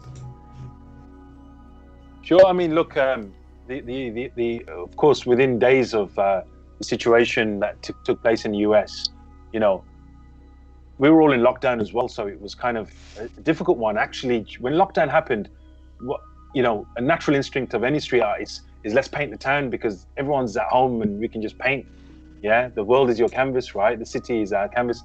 But actually, I was thinking about, being in lockdown and, you could argue, I mean, I know it's almost an oxymoron, but being a respectful graffiti artist, actually thinking, well, actually, I need to respect the rules of lockdown and the strain that I might cause if I fall ill and go into hospital. And you know what I mean? I had to really think and juggle my responsibility as someone who wants to speak truth and paint them on concrete blocks for all to see. And at the same time, abide by certain rules that are there. Actually, there's great logic in that. So I wasn't painting for a good chunk of the lockdown period. But then that changed when, of course, when we saw what took place with George Floyd and, and the words "I can't breathe" that just really screamed out. Those words are profound. They really, truly are. Just stop you in your tracks. And I felt like I have to paint this. Of course, lockdown rules eased, and I felt this was a good time to get out there. And I painted with social distancing, of course, with my daughter. My daughter came along and she helped me as well. My daughter's 13 years old. And we painted. And it was meant to be just a one-off piece in my local area where I live. Just a one-off piece, right? Within 12 hours, it was removed by Birmingham City Council. Within 12 hours. And there was uproar. People kind of almost united and got together and felt, how can this happen? How dare they take this off? So with the removal of it, actually, there was a kind of a blessing in it because suddenly it went on kind of, to the main 6 o'clock news and, people were talking about it more so. And actually, as I said, it was probably a blessing in a way. Then when it was painted off, of course, I went back. The next day I went and painted it. The city authorities apologized. There was all kinds of exchanges taking place. And I felt like, I painted that same image. I broke my usual protocol. Normally an image like that, it's just a one-off. I painted it in like 8 different places across different neighborhoods. And then we projected it, the image that you see, this very image that that's on my t-shirt, in fact, as well, right? You can get this t-shirt, by the way, as well, which is 100% proceeds will go into a social justice charity. You need to stand up and show. Oh, really? You can't see it? The merch that's on sale. Oh, no, really? It's not merch. I shouldn't say that. It's for a social cause, and like Muhammad said, the proceeds are going to social justice charity, and that's what we're all about. Soul City Arts, that's what Congregate's about. That's why we're supported by University of Warwick and Race Karma, because there's a real discussion and narrative that's happening. Where can we get these from anyway? I think we should talk about it. You can get, of course. There's a white one as well, just like on the wall, but I'm a fan of the black one, to be honest. Now these t-shirts, as I said, all the proceeds go to a social justice charity. The message continues to go out there, before things die down, and I'm a firm believer of that with street art, things might change, things stop kind of fizzle out a little bit, but that mural is still there to remind people before it becomes a distant memory. So as I said, these are available. Where are they available? Let's see. At the moment, they are available in King's Heath in Birmingham, because that's my local area. You can go to a coffee shop called RA Coffee House. I know that isn't helpful for all the global people watching right now, but for those who are national, just DM me on Instagram or on Twitter, Ali Aersol, and I'll send you some details of how we can get that to you. I'm still formulating the plan. I'm not very good at doing merch. That's one of my weakest points, actually, of commercializing stuff. Story of my life. But anyway, as I said, the mural is back again, and not only that, this image, you could see it projected next to the major train station here. As you're coming into a train, into the city of Birmingham on the train, you're going to see this image 100 times the size of this, right? And that's the beauty of they can wipe it out, they can erase it, right, from a local high street, but actually we bring it back, 10 times bigger, 100 times bigger even, So on that note, really, sorry, I know I get, I'm passionate about this, how we must see on the streets, the way I see it, right? It's very simple. We know for sure there are certain revolutions that were started by just somebody scrolling onto a wall. We know in Syria, as an example, that we know that it just takes something quite profound and something quite incredible about somebody just putting something onto a concrete wall, scribbling something, writing something. It's almost as if that you're challenging power by scrolling something in a place that wasn't designed to be written on, right? And the impact of that and the knock-on effect it has of others who see this message, this wall, this image perhaps, and how it can uplift and empower an entire community, an entire society, just from the actions of just scribbling and making a mark. Yeah, exactly. I just want to quickly go back to the comments. I know we've kind of been talking quite a bit now, and I want to hear some. I don't know about you, but I want to hear some. I want to see some art. I want to hear some art. I want to hear from Ahlaam doing some of his live poetry as well. So before we do that, quickly, we have Oakland, Amna in Oakland, shout out to, she's saying to Oakland CA, shout out to them. Nicola Gould saying, yes, Muhammad, agree with the comments that have been made. Women's history projects about the lack of female representation in statues as well. That's another angle that we haven't explored actually yet. And Hardeep saying, artwork is amazing. The symbolism that is portrayed almost reminds me of a revolution, almost brewing ideology, history in the making. There, I must say, way to go, Muhammad. So you have a new fan, I think, Muhammad, with your artwork as well, and the context of female statues as well. Where's the representation for that? Rashid saying, "What's the blue light out of your window?" He thinks you're. He's saying, "Be careful, the blue light." Muhammad's tried to make this whole cinematic experience with his lovely velvet curtains and his police lights in the back. You know what I mean? Yeah. It does, to be honest, it does look like someone's about to knock on your door, Muhammad. I'd just be wary, All right, man. All right. Oh, man. Yeah, I think you're right. Yeah. I've got that image of Malcolm X in my head where he's peering through the curtain just to see who's outside the window. Didn't Muhammad? Didn't your son dress up as Malcolm X for his school project? Maybe you could drop me that image and I'll. I think for the next live stream I'll have to share that. Yeah. I was very proud that my son dressed up as Malcolm X on what was it? Was it Black History? It might have been on Black History, something like that. One of those kind of weird days or weeks where I tell a lie. It was a day you have to dress up as some kind of celebrity. That was it. Yeah, because I'm never keen on this Black History Day or Black History Week. For obvious reasons. Why is it restricted to just a day or a month or something like that? But it was actually, he chose someone famous to dress up as, and I have to be honest. I think I planted the idea that he should dress up as Malcolm X, so it didn't entirely come from him.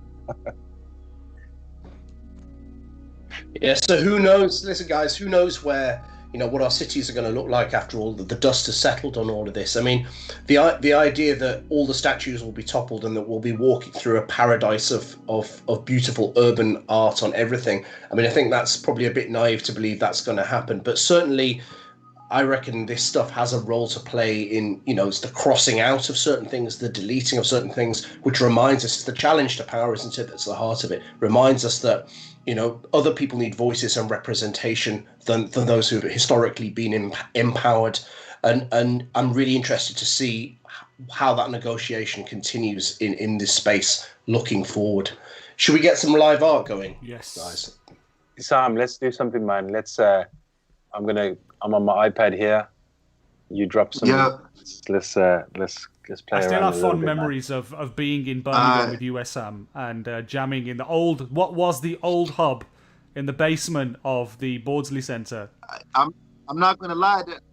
I reflect on those times a lot, man. I really that was a big part of my journey. This being in Birmingham and connected with the Birmingham community.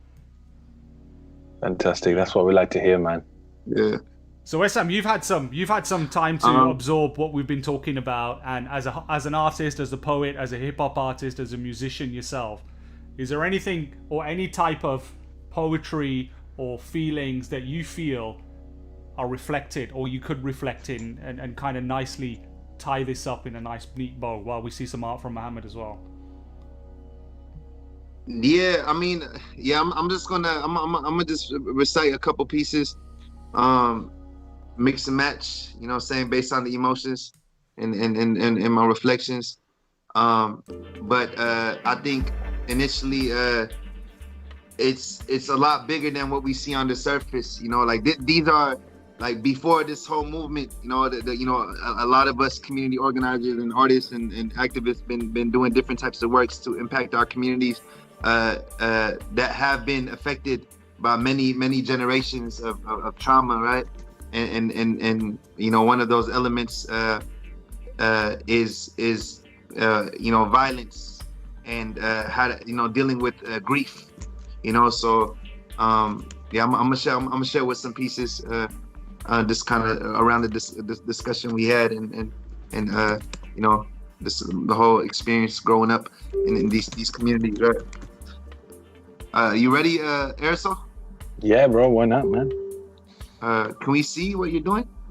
Yeah, if you follow on the live stream, if you look on your Okay. laptop, you should Okay. see something very shortly. Manpreet, if you could line that up for.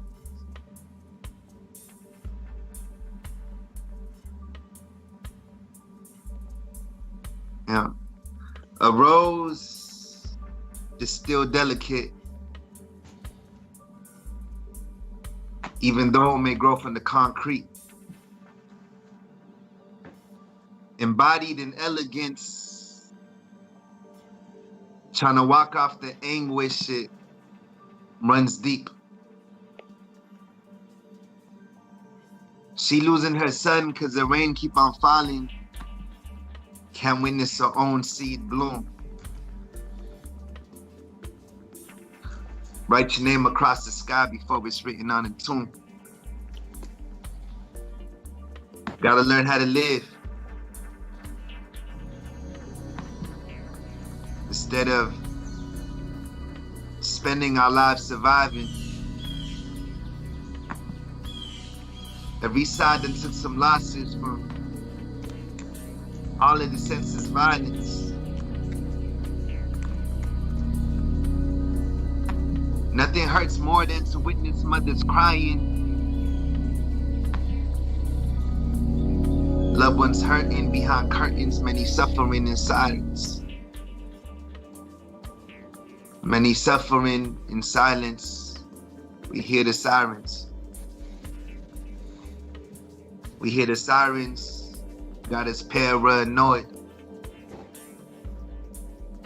Death is a part of life, something we can't avoid. So I've been shooting for my spot. I'm bringing all my folks. Head down, keeping one up top. Gotta defend my own. Eventually, I'm gonna be buried beneath, so why would I sleep for? I work every night and day of the week. I'm plotting like 2-4. I do this for all of my people, gone and not forgotten. Treble, building up the block till we ain't living at the bottom. It goes, I can't stop as long as I'm still breathing. Gonna be starving till my whole family is eating. Late night working, I forgot was sleeping. Country hopping, making moves every other weekend. Know my time is coming soon, I can feel it creeping. Young and sliding with their goons, either that or defense. What you tell a kid who witnessed their own brother bleeding? I'm just praying for the day my people find some healing.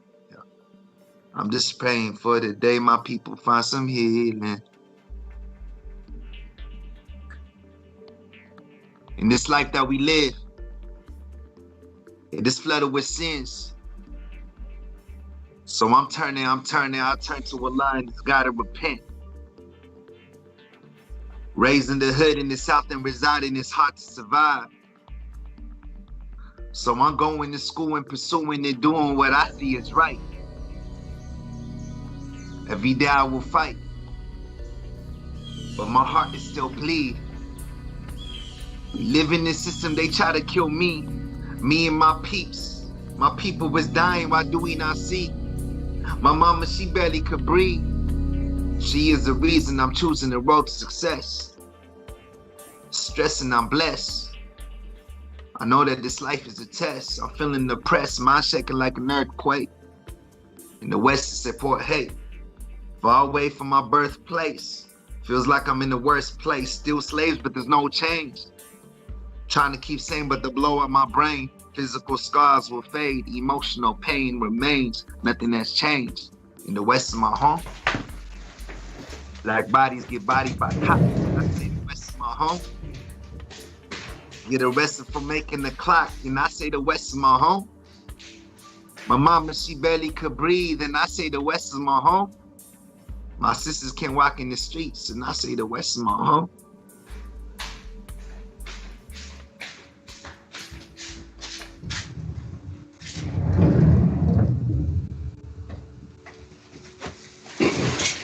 First century, throwing up the same fist. 21st century, we throwing up the same fist. Old chains, but they shackled on some new wrists. 21st century, we throwing up the same fist. I said old chains, but they shackled on some new wrists. The 21st century, we throwing up the same fist. The West is my home.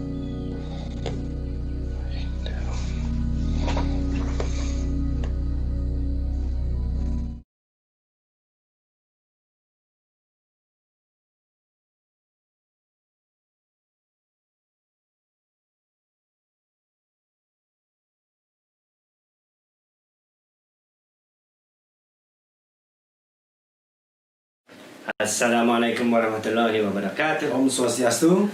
Rahayu. Yo, what up, Race Yes, Karma? Race Ras Karma. Muhammad Sang Satya Rumi with the Uzi. Rah! I'm NozieKilla, the Bush Doctor. The Bush Doctor. And right now we're gonna talk about sound healing, Nusantara style. Nusantara sound healing because style. we as artists, as musicians, we believe that music is not just for entertainment or Yes. just to make you happy, but there's a healing force. There is also a spiritual level in music itself. That's right. And we got here some very nice instruments. Yes, in but local before style. yes, but before we talk about that, we want remembering about the five senses of our body. Mm-hmm. Yeah, it is the mouth, the mouth, the taste, the nose, and then breathing. the eye, the eyes, the ears, and then the one that is really sometimes forgotten. Yeah, the touch. The touch. Yeah, the skin, the flesh. So the flesh, right? So right now about the Nusantara sound healing, we're gonna use our ear sense and the touch sense. Okay. Yeah. Because they're coming back again on that spiritual level. It's not just for hearing, but also something vibrations. That's right, vibration, because it's vibration frequency that will take it to your brain level and your body. But the thing is that when music becomes spiritual, it's not just music on stage or something that we listen to. Nature, universe itself is music, and sometimes the opposite of music is noise. That's right. There's sometimes a lot of noise in our heads, and sometimes we need to take away those noises and find again serenity, peace. That is all right. That is come down to how, right? Connecting with us also. That's with right. the universe. And with the Nusantara sound healing, we are talking about the 432 hertz. Okay. You know, that vibration. The vibration of the music that it bring. Okay. You know, the frequency. All right. And Why is it has to be 432? Because they say 432 is natural tuning, which is them tuning it with your ears. Okay. So it's still connect to your body DNA, Okay. and at the same time it is actually the earth. The Earth's The vibration. Earth's vibration And sound. frequency. Yes, Okay, the okay, frequency, okay. because the Earth is 8 hertz. 8 hertz. Yes, and then Yeah. it's the times is 432 Yeah, hertz yeah. is connected. Yeah.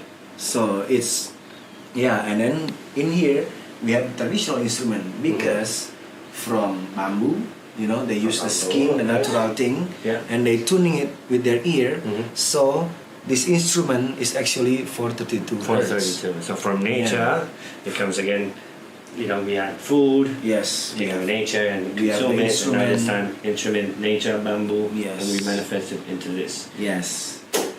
That's why a lot of people sometimes fall asleep, or they think they said that gamelan Mm-hmm. is a ancient mystical instrument. Yes.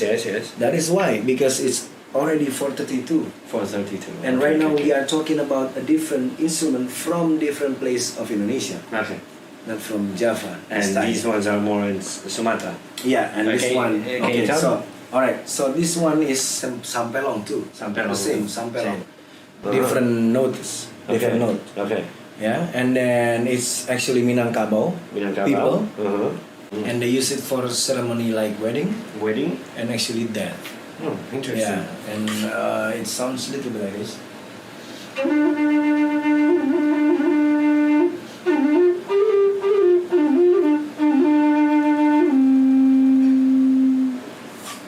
Yeah, sounded like that.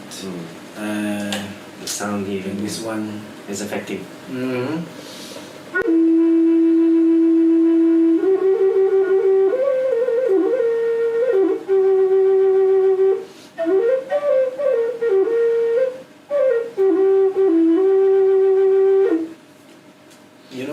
Which one is It's that? actually, this one is sampelong too. Sampelong. The same, sampelong. Same. But different notation. Different notation. This one is higher, yeah, the short one, yeah? Yeah, and a lot of musicians said that sampelong is actually the blues note of Indonesia. Oh, really? Yeah. So why man, is that? Well, because it's if you play blues in scale of A, Okay. you will hit the same. Yeah, okay. Mix it Yeah, up man. with Martin Day. No. And this one is saluang. Sorry, one. It's still coming from Sumatra, Mm-hmm. Minangkabau. Actually, all of this Mm-hmm. is the same, coming from Sumatra, West Sumatra, And Minangkabau. it's used for what tradition culture? This one is a little bit funny and unique stories about saluang, mas. So it says that before it's used culturally, it used for what is that? Get away from the gossip. Get away No? from the gossips. We talk about the bad mind. Yeah, I when mean, you talk about the I mean, bad like mind, with the music, sometimes like when it's like natural, when it's universe, it's also it's science. Yeah.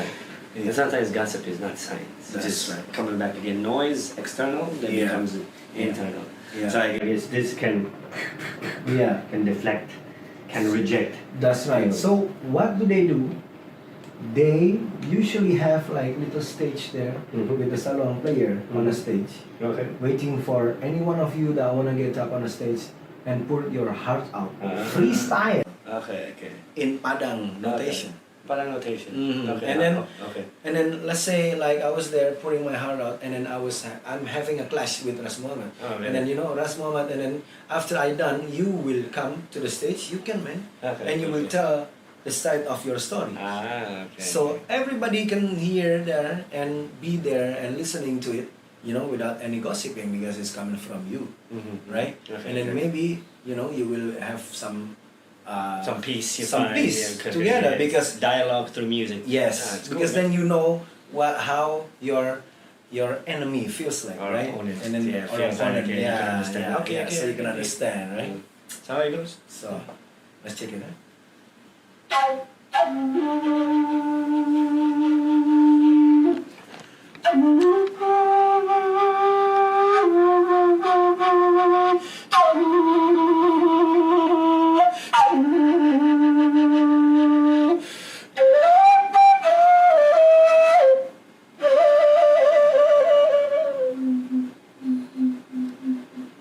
Nice. My troubles are gone. one already. Dub.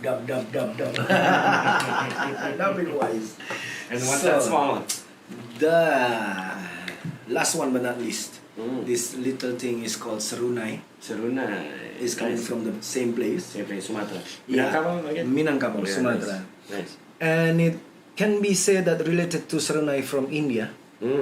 Yeah. Okay. And a lot of people, a lot of part in Indonesia, where is the ocean part, they have this kind of similar tonation of a sound. Okay. You know, like distant family, distant relative to the instrument yeah. in India. Yeah. So Nice. it sounded like this.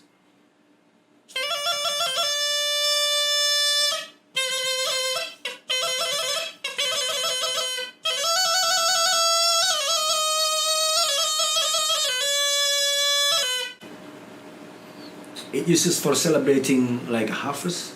Harvest. You know, Okay. yeah. Usually something that is really like hype and it's very fun powerful and instruments, more like it's that. powerful. Yeah. So these pretty much 4 instruments represents different things of ancient wisdom, ancient music, and traditional side. This one is for harvest. You have to give thanks and praise with this. And also the one with wedding and death are these two. One. Yeah, because it's part of life. When we find, a partner. Yeah, that's right. Marriage and death. Right? When we find a partner, and also there's death, there's this, and also this one is also to keep peace actually. Yeah, to settle and balance peace. Because when you have someone talking about you, let's talk it out, but through music. That's pretty dope, man. Yeah, it's like freestyle battle, but you're not dissing. Yeah, it's kind of like at the point. Freestyle clash. Yeah, freestyle clash. And before I forgot, I have to tell you about a little bit more about the breathing technique. Okay. That's right, man. There's So, specific things. So breathing technique where you can blow this all night long without stopping, because all the people are gonna be remembering and still gonna be listening to your music at that moment. So right now, I'm gonna ask you a little bit to come with me while I'm doing this without stopping, and we can do meditate. And take maybe all close their eyes, yeah? Yes, close your eyes, take all the goodness inside, and take all the badness out from your body. Yes. From the first chakra to the 7th chakra. So that's your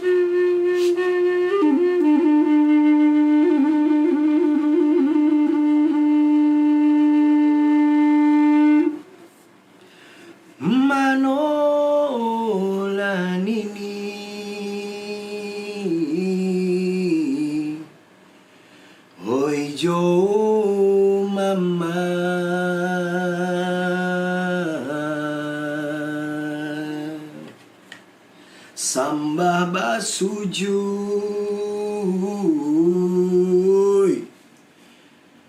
kasadonyo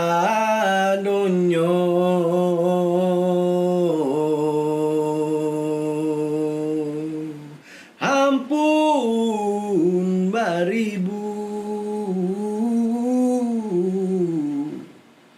oi kali ampun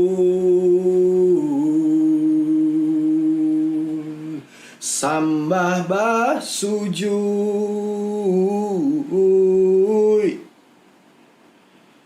kasadonyo.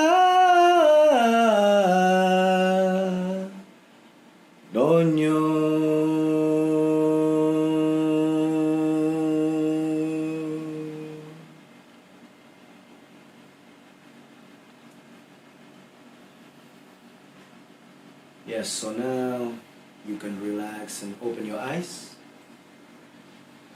That's super dope. How's it going? Go on. Big up. Yeah, man, big up. So now you can try that, and you can link access to this kind of instrument actually online. Online. You just have to type Saluang. Yeah. All those information and also the music is available there. Yeah. Saluang. Yeah. And then the other one is Sampelong. Yeah. And then the other one is Serunai. So you can type that and look it up. You know, and the music is available. So if you want to do your meditation or you just want to relax and just listening, delete all those negative thoughts, negative feelings, and just really catch the signs of the universe, download it within you. There you go. Listen to this. Yeah, man. In this kind of time, a silent time, you need that. Exactly. Yeah, raise karma. So these are a few instruments of 1,000 instruments of Indonesia that we offer from ancient times, actually. From ancient times. It's from natural inspiration, from divine inspiration. In fact, in our faith, it says that the Most High created the universe. Between the heaven and the earth, there's always knowledge in between it. So it's not just the science and knowledge that we read on books or what people tell us, but it actually can hear from those vibrations, you know. So ancient instruments has been there also, from the sound healing. What about we combine this with a modern day instrument, such as the rocking guitar? And this song is called God Doesn't Need to Be Defended. I want to say big up to Kunokini for this song. Big up. All right. And Glenn Fredley. Yeah. Rest in peace. Rest Rise in peace. power. All right.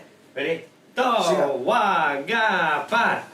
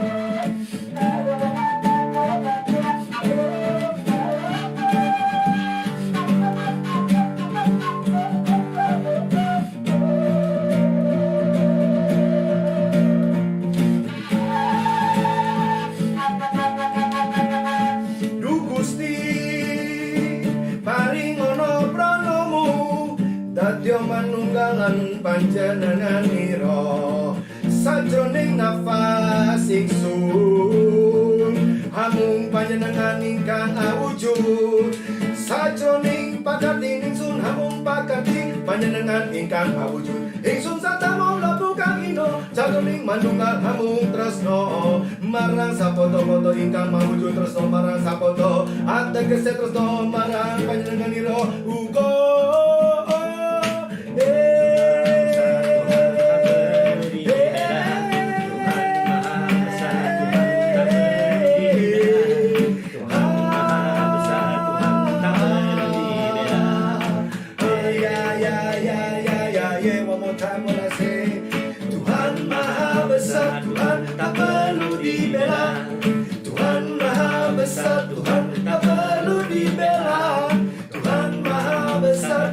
tak perlu dibela.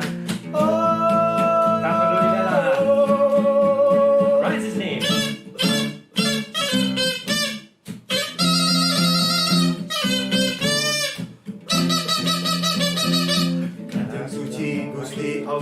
and yang suci Gusti Allah, and yang suci Gusti Allah, and yang suci Gusti Allah, and yang suci Gusti Allah, and yang suci Gusti Allah, and yang suci Gusti Allah, and yang suci Gusti Allah, yang suci Gusti Allah, and yang suci Gusti Allah, and yang suci Gusti Allah, and yang suci Gusti Allah, and yang suci Gusti Allah, and yang suci Gusti Allah, and yang suci Gusti Allah.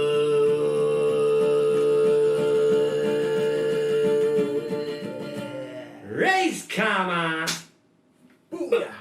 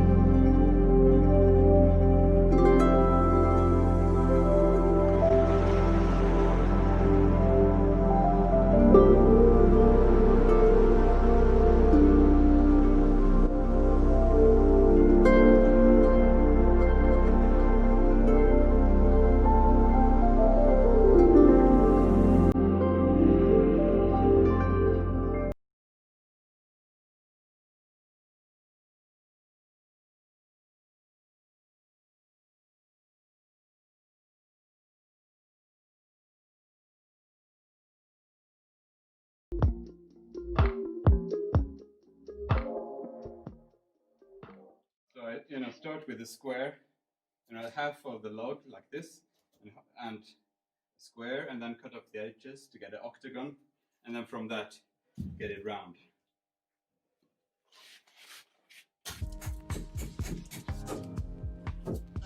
If it's very uneven, the whole lathe will start to wobble and walk away.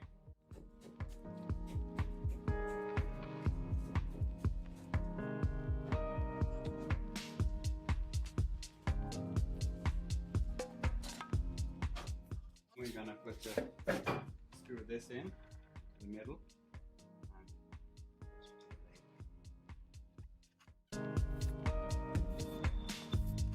And I'll just put it on the lathe.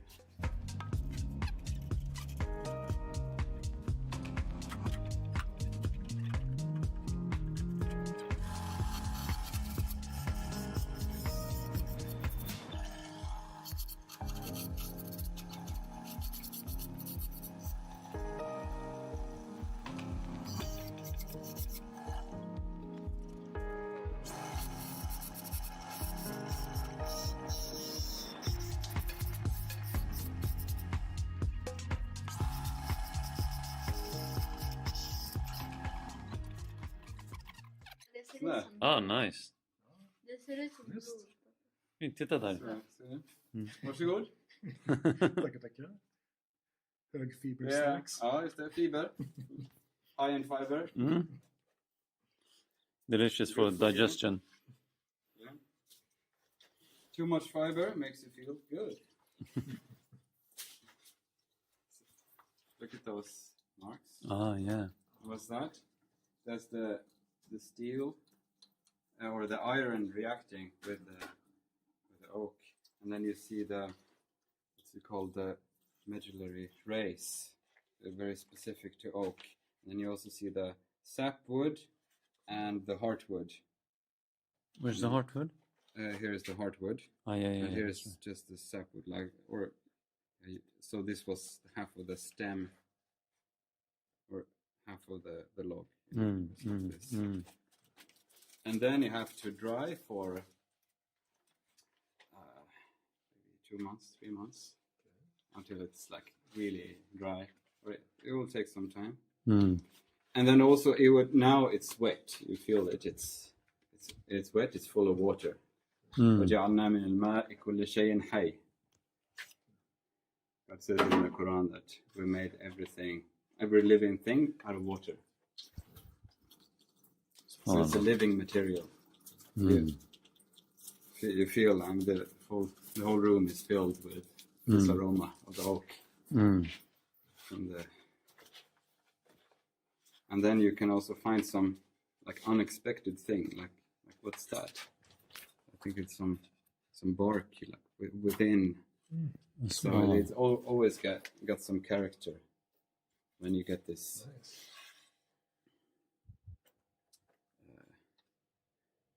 Patterns that like you cannot really from past times design like how it's gonna Alhamdulillah. And then when it's dried, you could when the water leaves, you shouldn't if I just leave it like this, it would dry very fast and it will crack because it will try to leave from the end grain from here and here, but not here. So but then if I would leave it, for example, in the shavings like this in a cool place, let it dry slowly, instead of cracking it would warp. Så it would alltså den böjer sig. And then it would I'll show you some examples of that. So you see exactly the same thing. Here are the marks from the chuck, and like nice and round, but then when it warps, suddenly like if you feel it also, it's very it's got a lot of character. And then instead of, because it makes it so symmetrical and round, when you turn it on the lathe, but then when it warps, it gives it more character.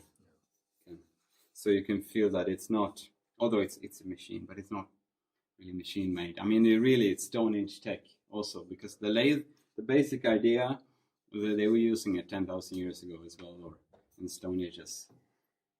You can use it just by bending a tree, like a young tree, birch, for example, with a rope, and you take that rope down around something and down to a pebble, and you do like this, and it. Oh, like this illustration. Yeah, like this illustration.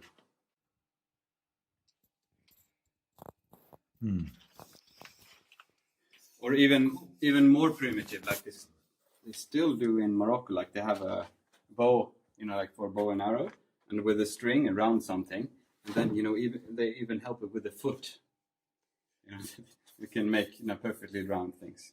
But then if it dries too quickly, it will crack, and like it did here. But I sewed it together with root from spruce, and then you can see the rays like this. You can tell just right away that this is oak. This rays. And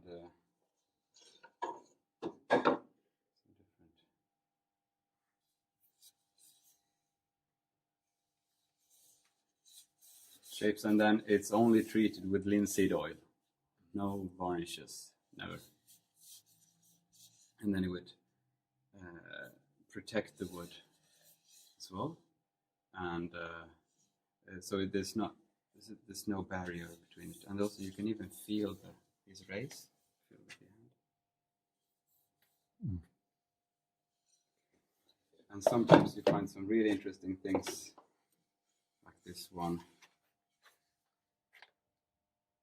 And this was so hard to carve. It's not bigger than the one that I just made, but it took 10 times longer.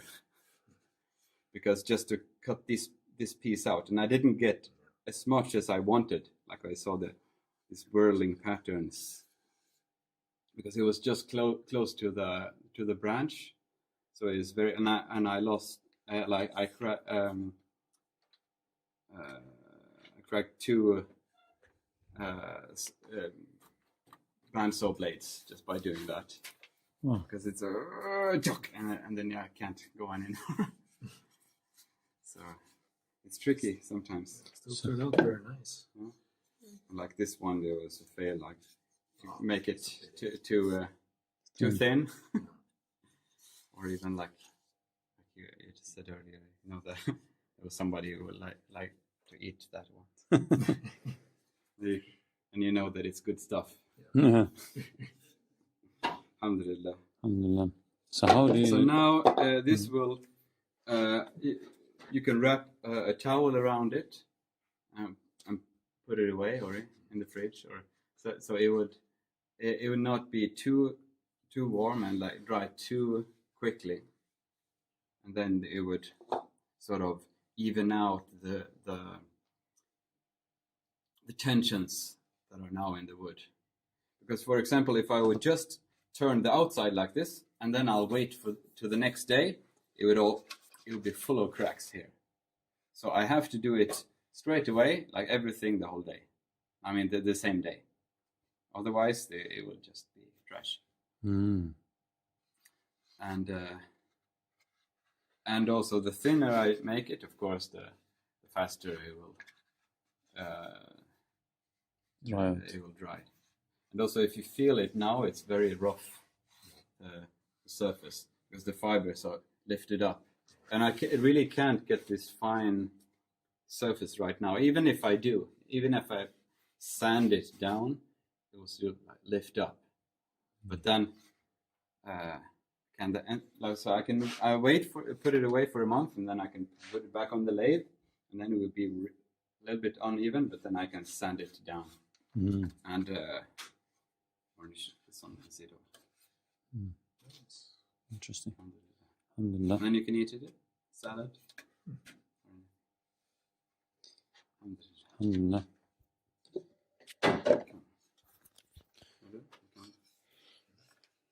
Så visa hur du ska torka den nu då. Okay, so now I will just put it away, and I can put some of these shavings in it, or put it in a bag, and it will dry slowly. That's it.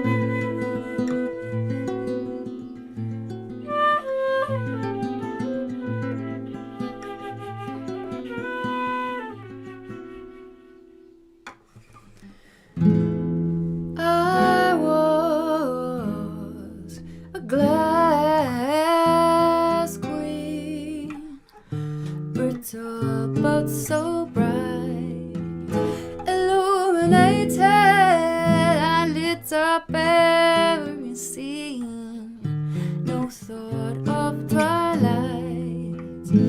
When the sun set, I found the darkness sting, extinguishing my flame. I had forgotten all is passing, nothing stays the same.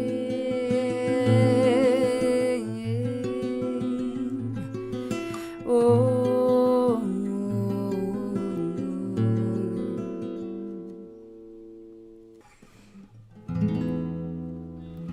Now I'm tired of being afraid of what all souls must taste. Tired of running after tin souls, the glittering things I've chased. Oh, must go and we'll move on to a better place. No need to be scared of this passing into divine embrace.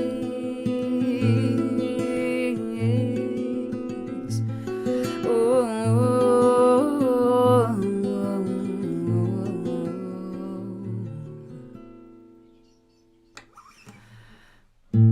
plastic breaks and metal rust, and all things return to dust. Now when I know that you're grieving, but all things are leaving us behind.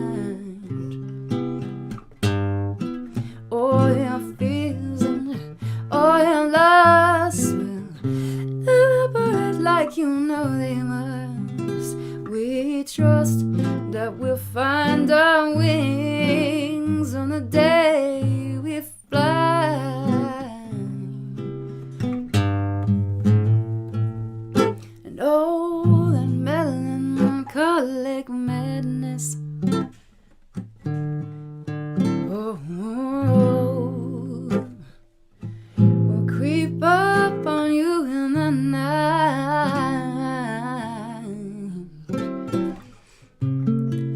Oh, you once relied on, every shoulder you cried on will die.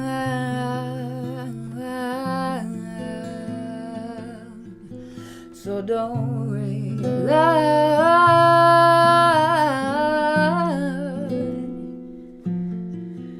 don't you cry,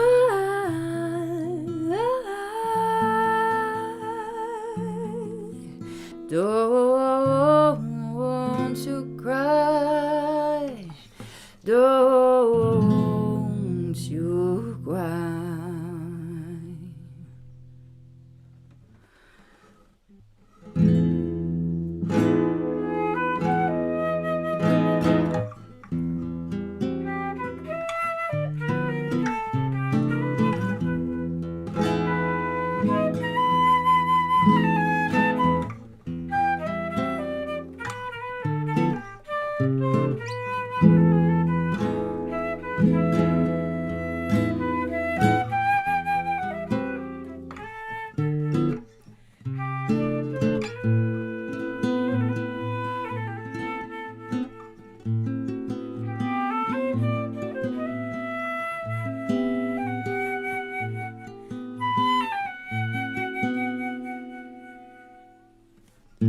Plastic breaks and metal rust, and all things return to dust. Oh, and I know that you're grieving, but all things are leaving us behind. All your fears and all your lusts will evaporate like you know they must. We trust that our wings know what to do on the day we fly.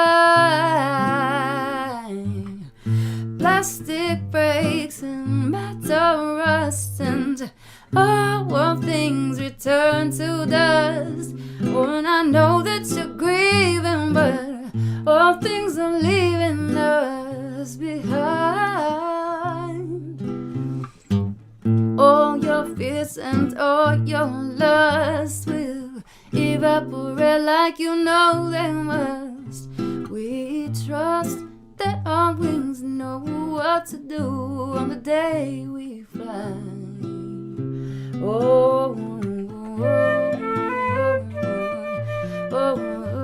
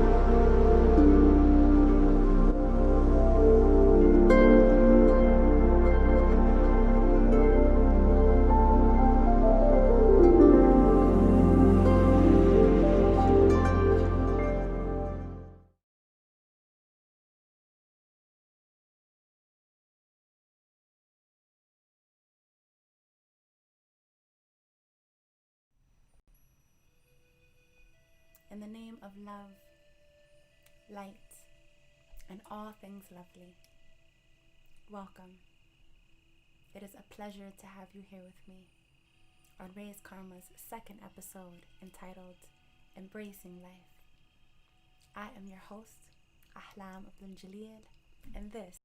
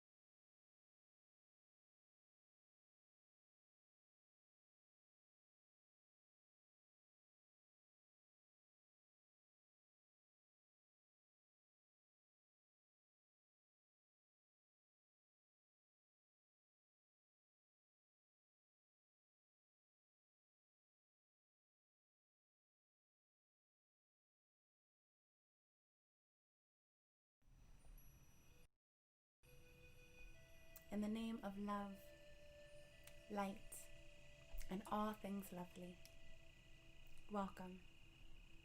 It is a pleasure to have you here with me on Raise Karma's second episode entitled Embracing Life. I am your host, Ahlaam, and this is Spoonful of Honey, sifting through the spirits Aersol. For those returning, welcome back. And you know what time it is. Last week's episode was entitled Establishing Positive Vibes. And what more positive is an angel entering your space? I heard angels like a good scent. And so to invite the angelic presence, I will be lighting some oud, and I welcome you to do the same. For those who asked last week, this is the Bahoor of choice. It's called Bahoor Adeni incense from Saudi. I copped this from the Somali Souk in Columbus, Ohio. And as you can see, it's almost empty. But because I am blessed and highly favored, I got just enough for the next 2 episodes. Alhamdulillah. And I cannot introduce myself without introducing my babies. So to the right, we have Mahalia. And to the left, we have Alejandro. And for those who were here last week, if you really paying attention, you'll see that behind me, we got a new baby. My mama named her. Her name is Sarafati. And for those who know, you know. I usually buy plants when something significant happens. And your sister had a birthday not too long ago. And I think that's pretty significant, if I do say so myself.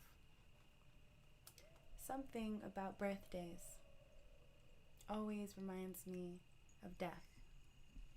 And that leads me to our subject on tonight's episode, where we will be speaking of fear of death as a disease of the heart. Now I know, I get it. Maybe some of you shivered when saying that out loud. It's not an easy subject to speak about, but it's one that's necessary to talk about. And it's normal, understandable, justifiable, being afraid of death. In some ways, there's so many things to be afraid of. Afraid of the unknown, afraid of the ending of life as you know it, afraid of pain, suffering, illness, afraid of the way in which you'll die, things like suffocation, drowning, getting mauled by a wild animal. May God save us. Fear of leaving your loved ones behind. Fear of non-completion, not fulfilling your purpose before you go. So many fears. But death is the one thing that we know is true. I think often of how many divergent views we have in the world, how many different opinions there are, how vast the way we can see the world. But the one thing that really unifies us, and the one thing that we can't debate, the one thing that we can't argue, is that all of us, one day, will die. All of us, one day, will return. In the Holy Quran, you will read or hear time and time again God say, Inna lillahi wa inna ilayhi raji'un. Verily, we come from God, and to God is our return. So what do we do with this truth? The truth that all of us will die. You know, Mama Morrison once said, and may God rest her soul, Toni Morrison said, we die. That may be the meaning of life. So much of us are searching for purpose. So much of us are searching for meaning and forgetting, whether consciously or unconsciously, intentionally or unintentionally, forgetting the one thing that truly brings meaning to everything there is. Because we with every birthday, with every minute, every moment, we're returning to the Lord, you know. There's one quote, and I got a lot of quotes for y'all tonight, so brace yourself. There's a quote from this book, The Value of Time, by Sheikh Abdel Abu Ghudda, where he has collected a great deal of quotes. And this one is by Al-Hasan al-Basri, may Allah be pleased with him, wherein which he says, O son of Adam, you are but days, such that with every day that goes by, part of you departs with it. And Amir Suleiman has this quote in one of my favorite songs of his, where he says, every breath breathed is a breath. Every breath breathed is a breath in a step that much closer to death. We all been scared of death. Yeah, we all been scared of death, right? So like, yeah, every breath breathed is a breath that's a step that much closer to death, you know? Whew. I think of death often. I was conditioned to, by way of my spiritual tradition and my own family, because of my mother especially. Imagine this. You're a teenager trying to enjoy your youth, and you tell your mom, Hoya, I'm about to take the bus to the mall, or I'm about to go to the movies, or I'm about to go to my friend's house. And she responds, Qabariyar bakusugaya wada manesa Qabariyar ayatagesa. A small grave is waiting for you. You're gonna die. A small grave is where you're headed. And I would be like, Mama, I'm just trying to go to the movies. And she would be like, no, you're on your way to your grave. I was like, oh. I'm just trying to have a good time. And there's something to be said about that, you know. The Prophet Muhammad, peace be upon him, he referred to death as the destroyer of pleasures. And I believe that Islam is the religion of the reminder of death. Our brother Asad Tarsin, in his Being Muslim, a practical guide book, says, Prophet Muhammad, upon him and his family be peace, encouraged his followers to remember their mortality often, for in it lies the greatest clarifier of perspective.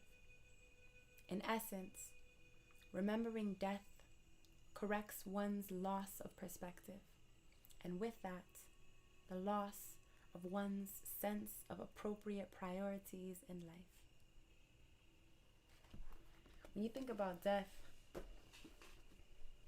it makes you think about the time that you have. I read a quote once that said, the problem is you think you have time. We don't know. And maybe that's why we fear death. Because with death, there is no control. And I know some people attempt to have control over it. But how many people have even attempted to take their own lives and are still living? Because ultimately it is God who decides when you return to him and how you return to him. And we ask for a beautiful end, a beautiful ending. And the way to make a beautiful ending is to live a beautiful life. For us to be mindful of every instant we're living. For us to have awareness that at any moment, and even in this moment, the angel of death can find me and call me back to God. So the question I ask you is, how does death inform your living? How does death inform your living? Does it inform your living? Or have you deluded yourself? Have you dismissed death's reminder knocking on your door? And if you have, what a great disservice to your own soul. What a great disservice to your heart. For the heart lives off of and thrives off of the truth. And death is the truth that none of us can deny. It truly puts things into perspective. So when my mama reminds me that soon my body will be buried in a cemetery, it completely shapes the time that I spend with those friends of mine. Do I even want to go to the mall anymore? Do I even want to spend time with the people that I'm intending to? How better can I spend my time? Death gives us a sense of direction. You know? How many people have been told that they're gonna die by way of a health complication? You have cancer, you only have 6 weeks to live, for example. And we know time and time again that moment that they're told, hey, you don't got that long left, everything changes for them. Every moment matters to them. Everything that they do becomes meticulous. Your relationships, where you want to go, what you want to see, what you want to say, all the things that you may regret, you want to ensure that you can rectify. But we don't need someone to tell us that we're sick to remind us to change our lives or to show up in the truth, because we're being told every day. Every day. Don't we know that every second someone is returning to God? Right now, and again, and again, and again, someone is being called. Malak al-Maut, the angel of death, has a list of names. And he has every name of every living person on it.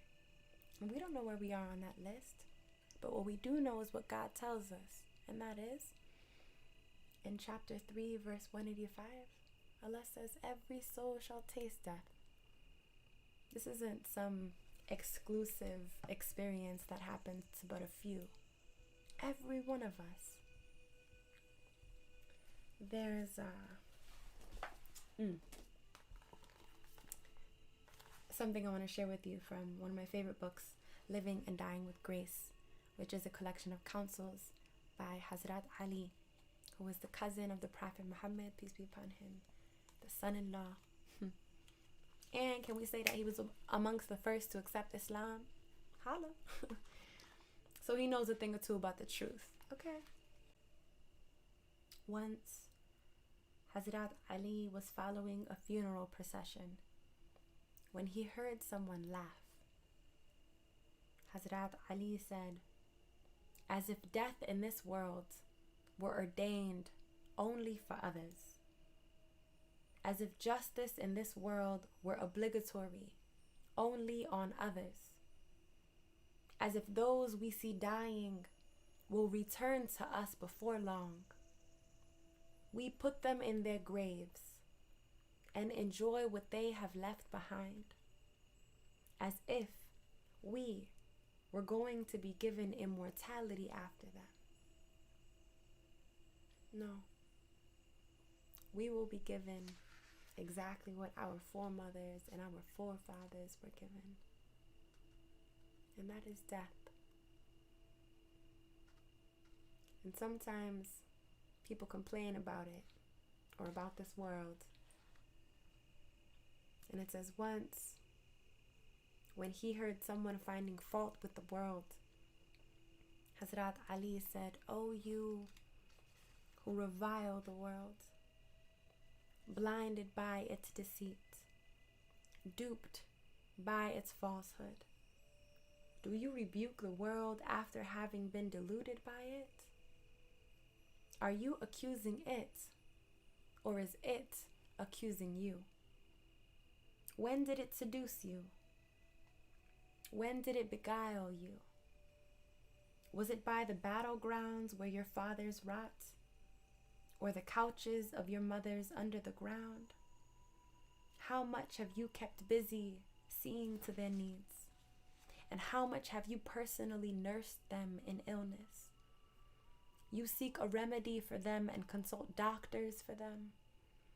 On the morrow, your treatment will fail to benefit them. Your lament of no use to them. Your solicitude of no avail to any of them. Your wish has not been granted, and your power cannot defend them. The world has given you thereby an example of what will happen to you, showing you your death by means of the death of another. In fact, the world is an abode of truth for one who is truthful with it. Come on. An abode of well-being for one who understands it.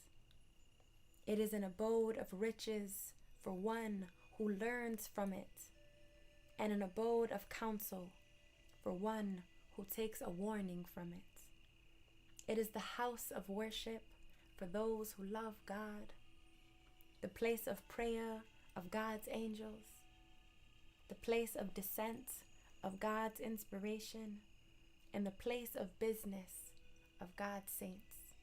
Therein is mercy earned, and therein is paradise gained.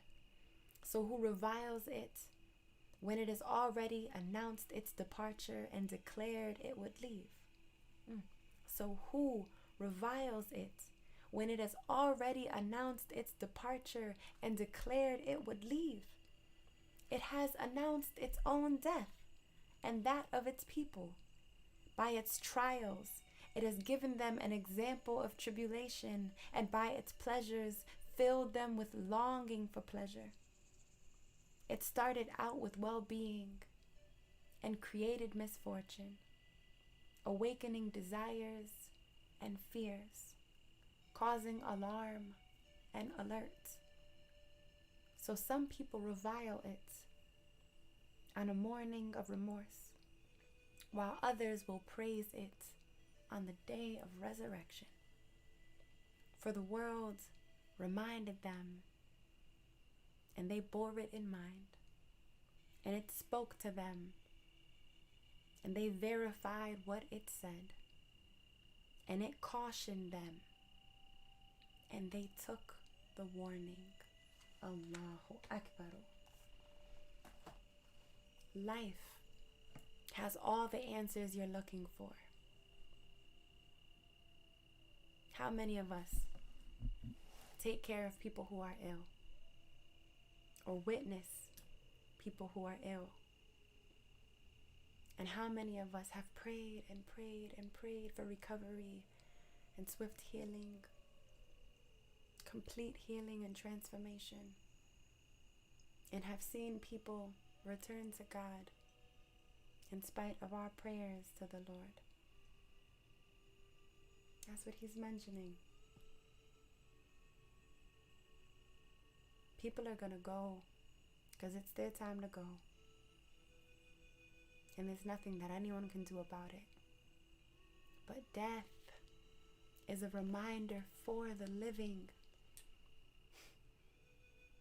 It's not something that should burden us. It's something that should build our confidence. It's something that should breathe into us conviction. Because we know, okay, I'm gonna die. Khalas, no debate. And because I know that to be true, I will then prepare for my death. I will prepare for the life after this one. I will prepare for the grave that is waiting for me. My mother told me, she said, people don't go to death. Death goes to you. You go to the grave. So if I know that that's what I'm walking towards, what am I doing to furnish my grave, to fill it with things that will illuminate me, with things that will surely bring me peace? The only things we're taking with us is our deeds. Khalas. Nothing else. Isn't it funny how we spend our whole lives trying to attain material things, trying to collect as many objects as possible, as many accolades as possible, as if those things will come with us. No, my love.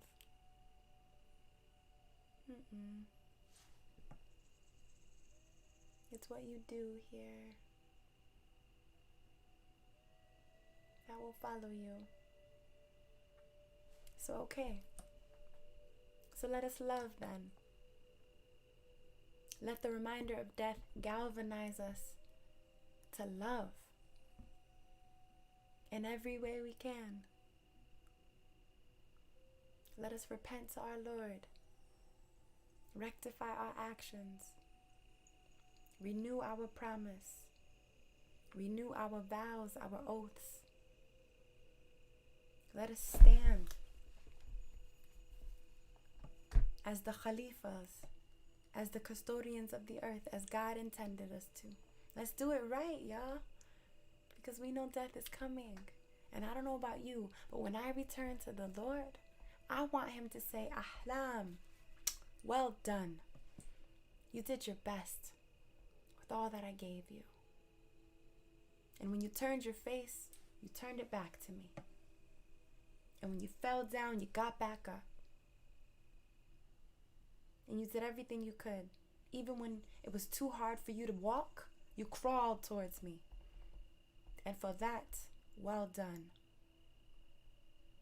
I want God to say well done to you, beloveds.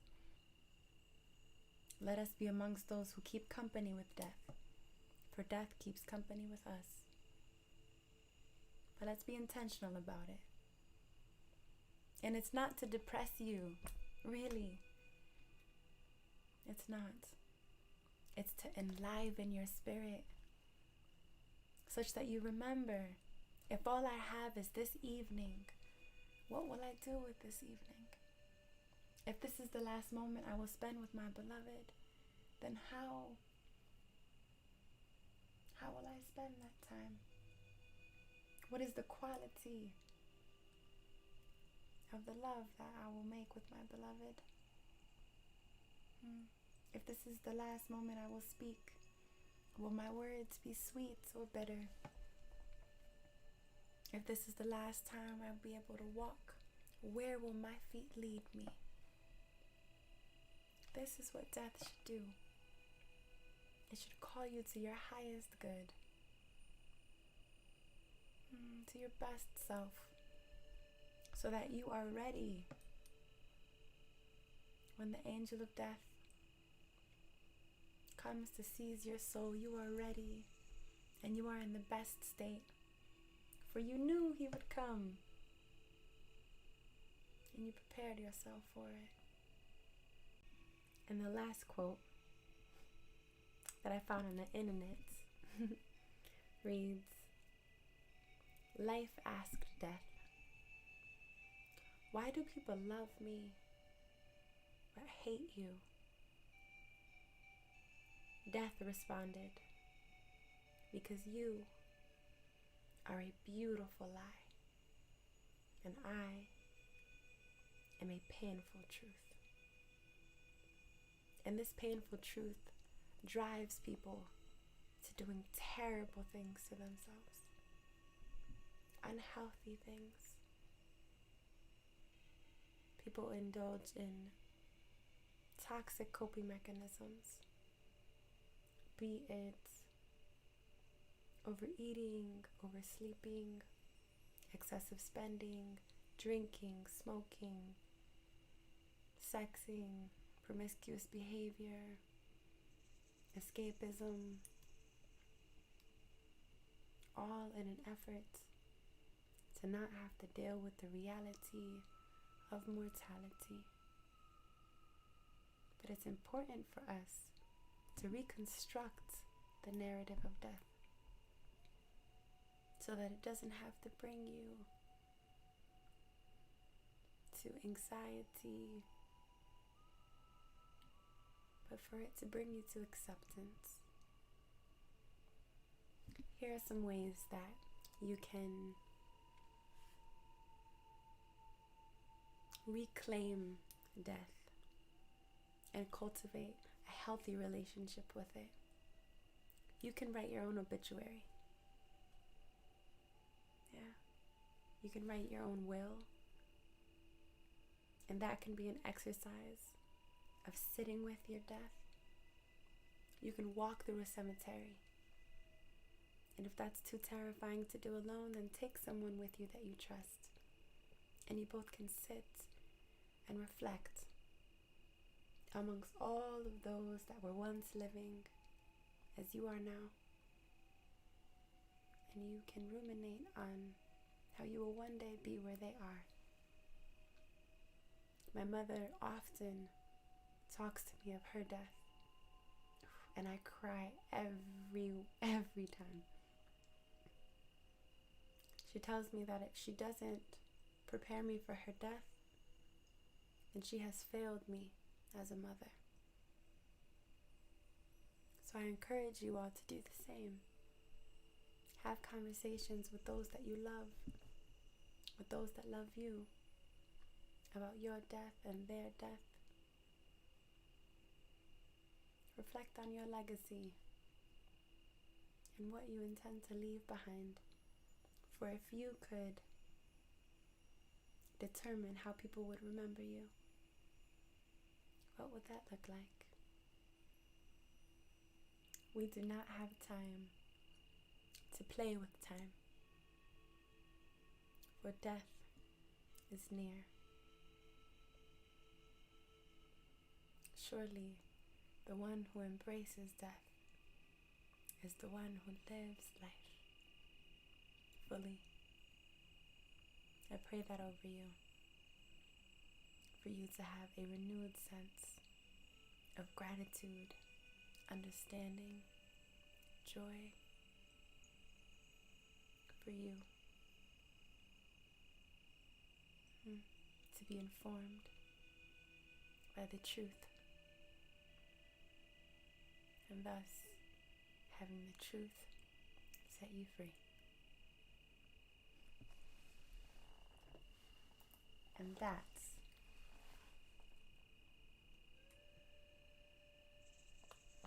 your spoonful of honey. Breath is death, come on. Breath is death because every breath breathed is a breath and a step that much closer to death. We all been scared of death. We all been scared of death. So shook that we barely slept. You don't have to be scared of death. You don't have to be scared of death. We used to be scared of death, but now we daring death. True and living. Woo! You don't have to be scared of death. Not when God is on your side. You hear me? Embrace the life that you got by embracing the God that you got. You feel me? The true and living. Prepare for the meeting with your Lord. And you ain't got nothing to fear. You ain't got nothing to worry about. And everything to delight. Okay? Until next week. Peace be with you.